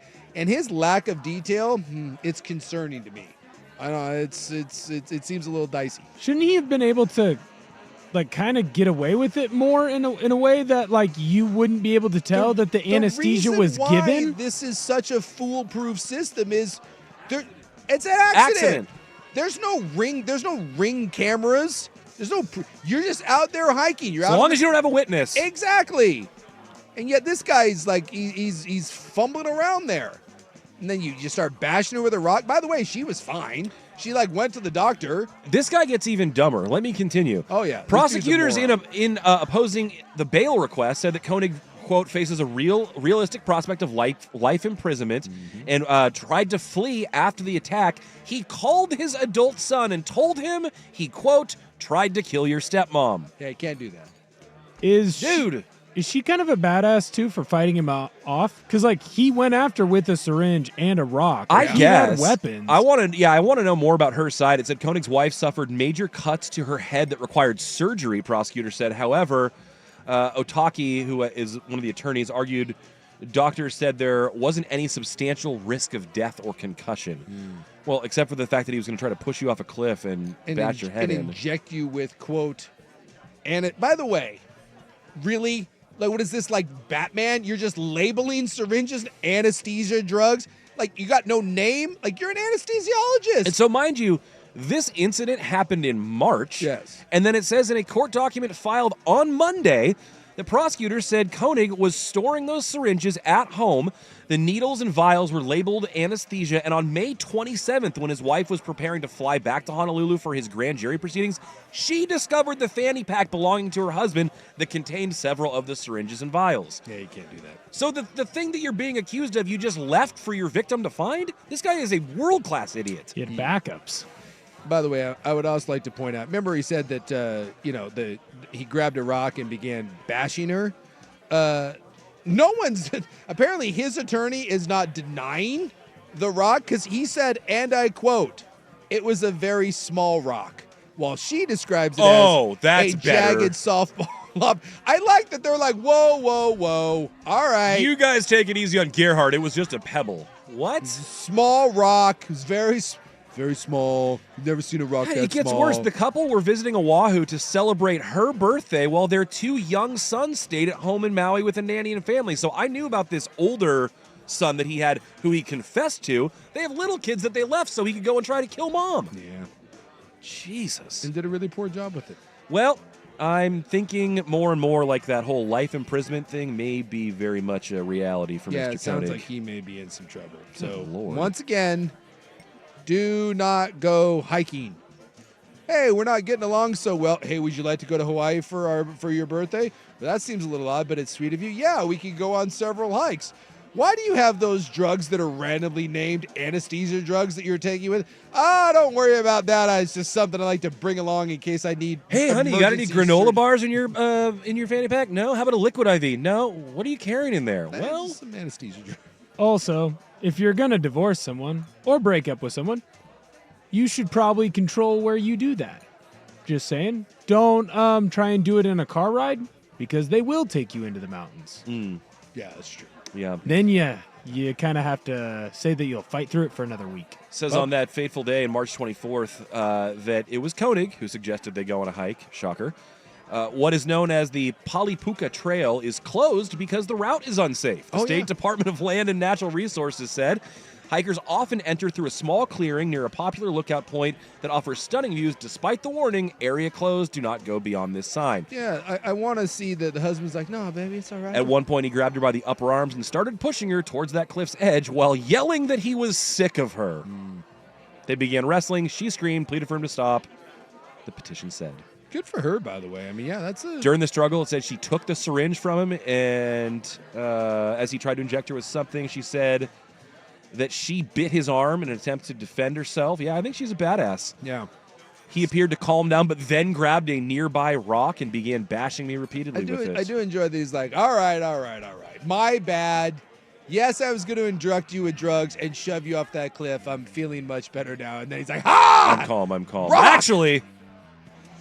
Not a large lava rock, though. It's a small rock. Well, R.I.P. Gerhardt. I hope awful things happen to you in prison. Yeah, you're going to jail for the rest of your life. So, yeah, they said that he's from South Africa, too, so they're fearful that he was going to flee to South Africa. Now, if you do want to divorce your wife, there's another way to do it that a New Jersey firefighter showed us. That has gone viral. We'll talk about that story next on The Club, or in The Club, but first, Will has SportsCenter. This is a DGA Championship Week edition of Primetime with Isaac and Sue. Brought to you by Langdon Farms Golf Club. Now, from the George McCoy at Warren Allen Sports Desk, a SportsCenter update on 1080 The Fan. First on The Fan, just getting ready to get underway in the third period in Toronto. Right now, the Florida Panthers are up 4-0 over the Maple Leafs. Panthers had 3 goals in the second period. That is game 5 of that series. That series is tied 2-2. Big win for the Panthers if they are able to finish it off. Over in the NFL, the Ravens and Derrick Henry have agreed to a 2-year, $30 million contract extension. Henry's going to receive $25 million in guaranteed money, and he now receives the largest extension in NFL history for a running back older than 30. The NFL has also started releasing their games this season for all 32 teams. You got some big ones going on Christmas Day. The Cowboys are taking on the Commanders. Lions are taking on the Vikings. And, of course, the Chiefs are taking on the Broncos. More sports scores and stories in 30 minutes. I'm Will Ortner from the George McCoy at Warren Allen Sports Desk. Hurt and missing work. Insurance companies acting like jerks. Don't call your mom. Call George McCoy at warrenallen.com. More, please. Golf in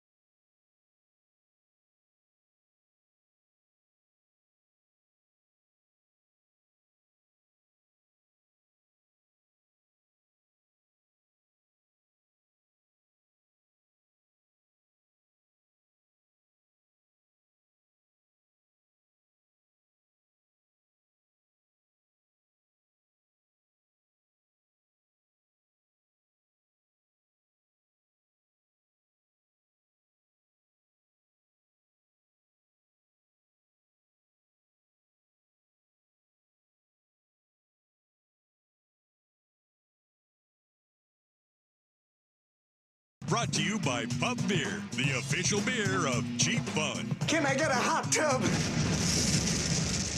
Well, if you're upset with your wife, you don't have to go push her off of a hiking trail. There are other ways to deal with your frustration. Wouldn't necessarily recommend this one either. I do appreciate the guy that's like, but it seems legal. He's like, I really don't want to get divorced. I don't want to pay that alimony, so let's go down that murder road because that seems like it's worth the risk. So this comes to us from New Jersey, a video that has gone viral where a firefighter shocked his friends and family when he turned his birthday party into a surprise divorce party after finding out his wife was cheating on him. So they've got this like party space rented out. There's music going on. There's like LED lights and stuff like that happening.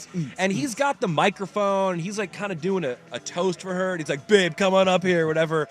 And he's kind of getting like a little bit heated and aggressive, even though it seems like he's wishing her happy birthday and praising her.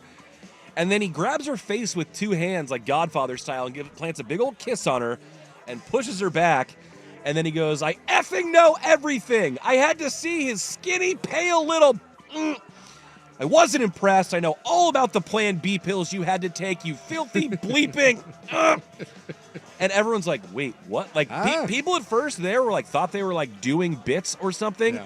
And then he goes nuclear. He's like, F you, I'm done, you whore. I mean, the whole thing. He's just going...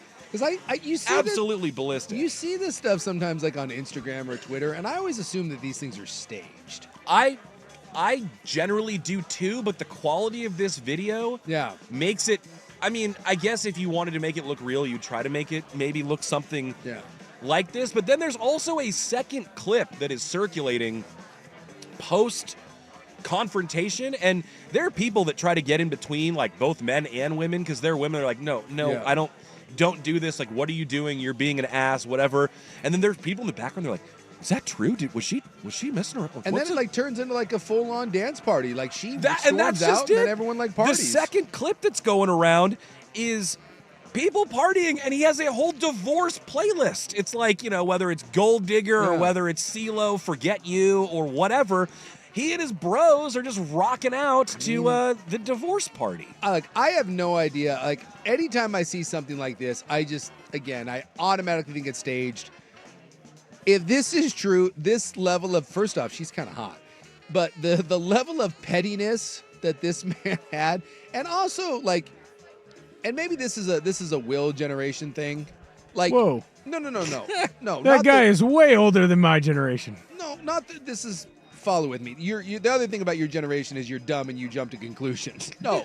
That's just my generation? Just my generation is dumb? What I'm saying is that the young people, you guys are willing to put anything on camera. Everything has to be filmed. And I mean everything. Like, something starts happening, get your phone out. The idea of if my wife was cheating on me and I found out about it, like, there'd probably be a level of anger, a level of shame, level of embarrassment, and that would be something that, like, all right, we're keeping that in-house. We're keeping that to myself. But I swear to God, and I don't know, like, you talked about your young friends, but everything I see, it doesn't matter, good, bad, or indifferent. Anyone under the age of 30, we're sharing it with the world. We are sharing it with the world. I am taking out my phone, and we are going to film everything, even if it makes you look like an absolute horse's ass.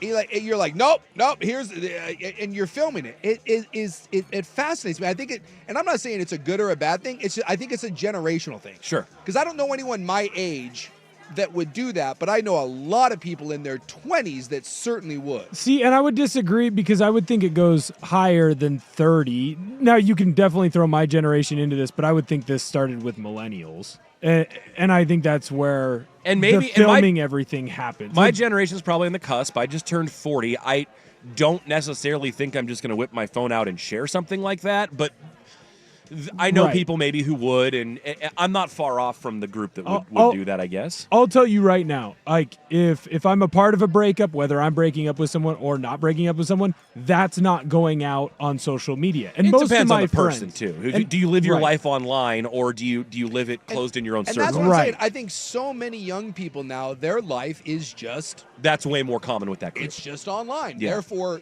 good, bad, or other, this is... It goes back, like... You see, like, school shootings, and people are literally filming. Like, they are running for their lives. But they're filming. It's just that, again, life has to... If you get someone under the age of I'll say, like, in their early 20s... They got bit by the deadly snake. Good game, snake. I'm cooked. Anything in their 20s or teens, they just have to be on camera. We are raising the next generation of kids, and it's getting worse. They will do anything to be on camera. But I do want to combat this, though, because this is stemming from this video. This guy is closer to your age than to mine. He's 40. This is his 40th birthday party.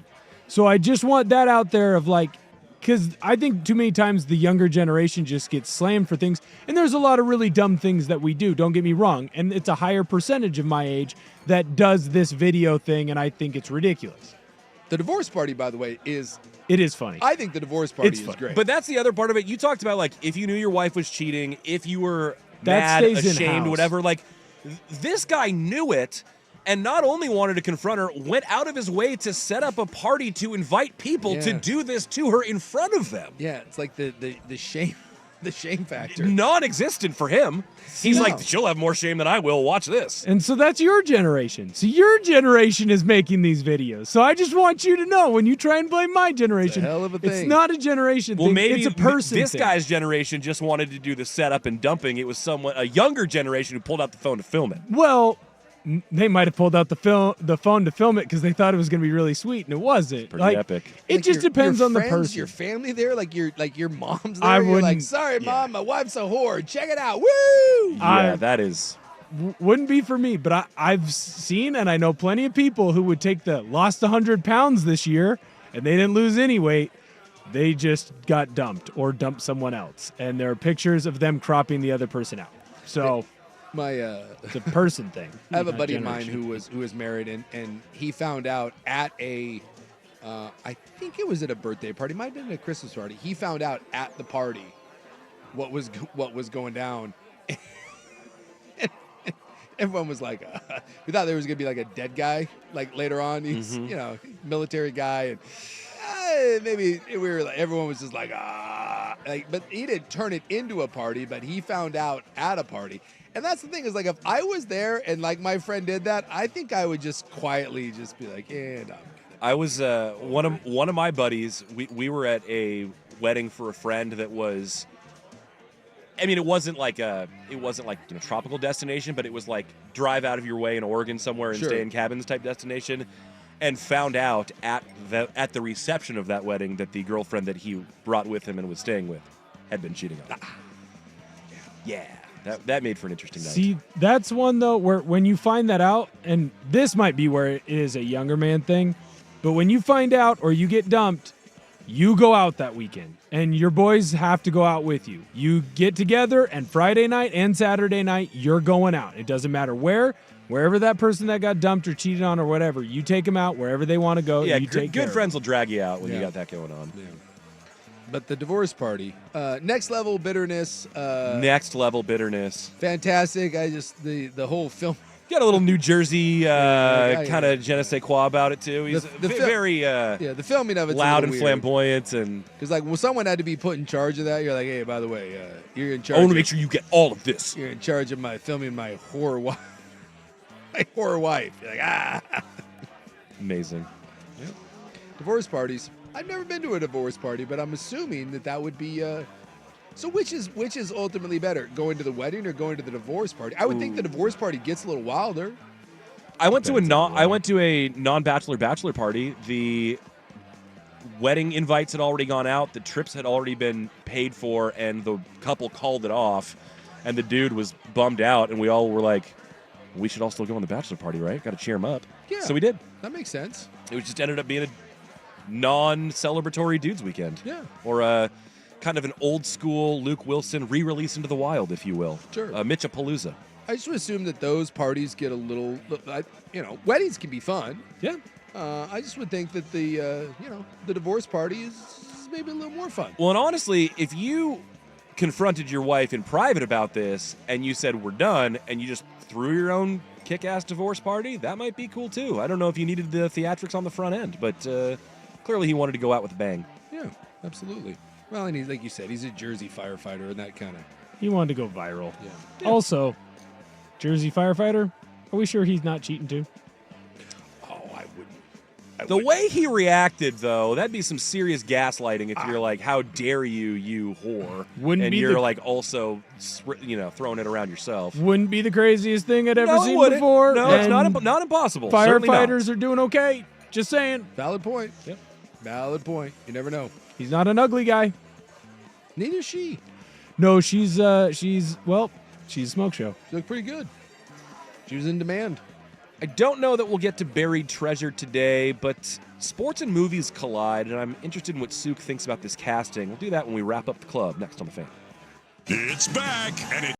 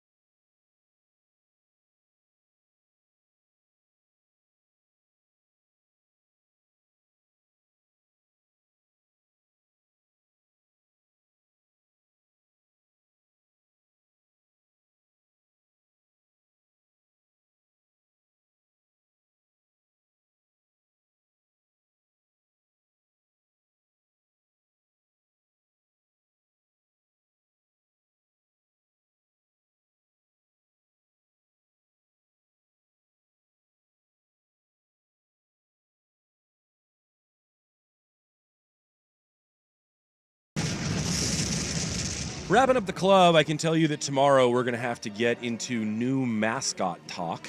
there is a It's terrifying. move over king cake baby in New Orleans. We have a new mascot to haunt your dreams, residing right here in Portland. Every now and then, mascots can be a little unnerving. And listen, depending on the franchise, depending on what the mascot is, some easier to pull off than others. This was a high bar to clear, and something happened there. I get why they're doing it. I did just, too. Got my attention. Well, yeah, that's the thing. When you're getting a mascot, right? Like that's the whole point. You got to like grab people's attention.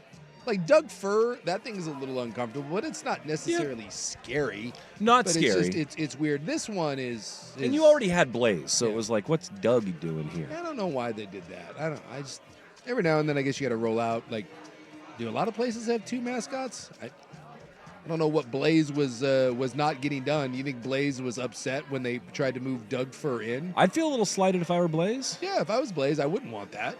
Boy, we have a good old Donnybrook going at the end of this this ice hockey game. It's 6-1 with 1 minute left, and everyone's trying to take each other's heads off. Well, that's what happens when you're losing 6-1. By the way, that's the Florida Panthers, who I hate, kicking the crap out of the Maple Leafs. When you're down 6-1, you better not have any good players in the game. This is all like third and fourth line fodder. Yep. Because you know someone's looking to take a cheap shot at you. They've also been very chippy this series. Didn't Domi get in trouble in this one? Yeah, I mean, that's by the time you get to game 6 of anything, you are, I guess this is game 5. That's the kind of the beauty part of hockey is by the time you get to the end of the series, everyone hates each other. It's like being in football, like, practice. By the time you get to like week 2 of two-a-days, everyone's so done with each other. Everyone's so done with each other. You can't just play someone every single day without learning to hate him a little bit. New sports biopic news. Now, saw today that we're getting a new sports film based on a coaching legend. Any guesses as to, or are there coaches out there who you'd want to see a fictionalized, or not fictionalized, dramatized biopic of that hasn't been done yet? I don't find coaches to be that interesting, to be honest with you. Well, think about a And guy. they're not going to be honest about it, which is the disappointing part. Like, if you could give me the John Wooden one, but like make it real, because Wooden had like that booster that was like paying for abortions and hookers. Right. Like, if you gave me like the telling real, Bill Walton not to protest. Yeah, if you gave me like the uncomfortable ones where he's like going after Bill, like you give me that, I'd watch that. But I don't find most coaches like telling me the Bill Belichick thing would be interesting. Yeah, man. Again, because if you did the Spygate and the Deflategate, if you've got like a that's the thing. If you do the biopic angle and it's like up to a studio to write the story, and you just got like if it's not actually the person involved in it, like I think you could get a little more creative freedom, and you can probably have like you could make a more interesting or more salacious Bill Belichick one, for example. But no, this is going to be about a man who is a legendary coach and broadcaster. We're getting the film Madden. Oh. About the life of John Madden. Really? Look it up on X. And actually, before you do, who would you have play John Madden? Because the person they ended up choosing, I didn't think from a visual standpoint would work at all. And then I saw the screen cap of like the trailer type poster of John Madden and Al Davis, and the two actors they picked look perfect for it. It works, and you wouldn't think it would. Exactly at all. right. So I guess we're going young Matt. We're not going old Matt. Because, Brian Dennehy was the one that I thought of. Sure. By the way, is Brian Dennehy alive? Ooh, dead or alive? That's a great Anybody? question. And I like Brian Dennehy. Yeah, he might be passed. Is Brian Dennehy? Well, we don't have a lot of time. I will tell you, or I'll show you. Yeah, what do we got? Nick Cage as John Madden. Well, I'll be damned. And Christian Bale as Al Davis. That's Christian Bale? Yeah.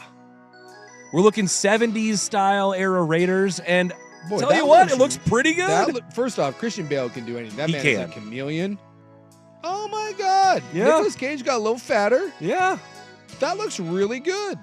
So we'll see. No idea if it'll be a good flick or not, but I was pleasantly excited about the cast they chose. That's going to do it for us here on Primetime. Thanks to Suk for having me in. We'll be back with you Thursday and Friday. PGA Championship starts tomorrow. We'll be back Primetime 3 to 7. Good night.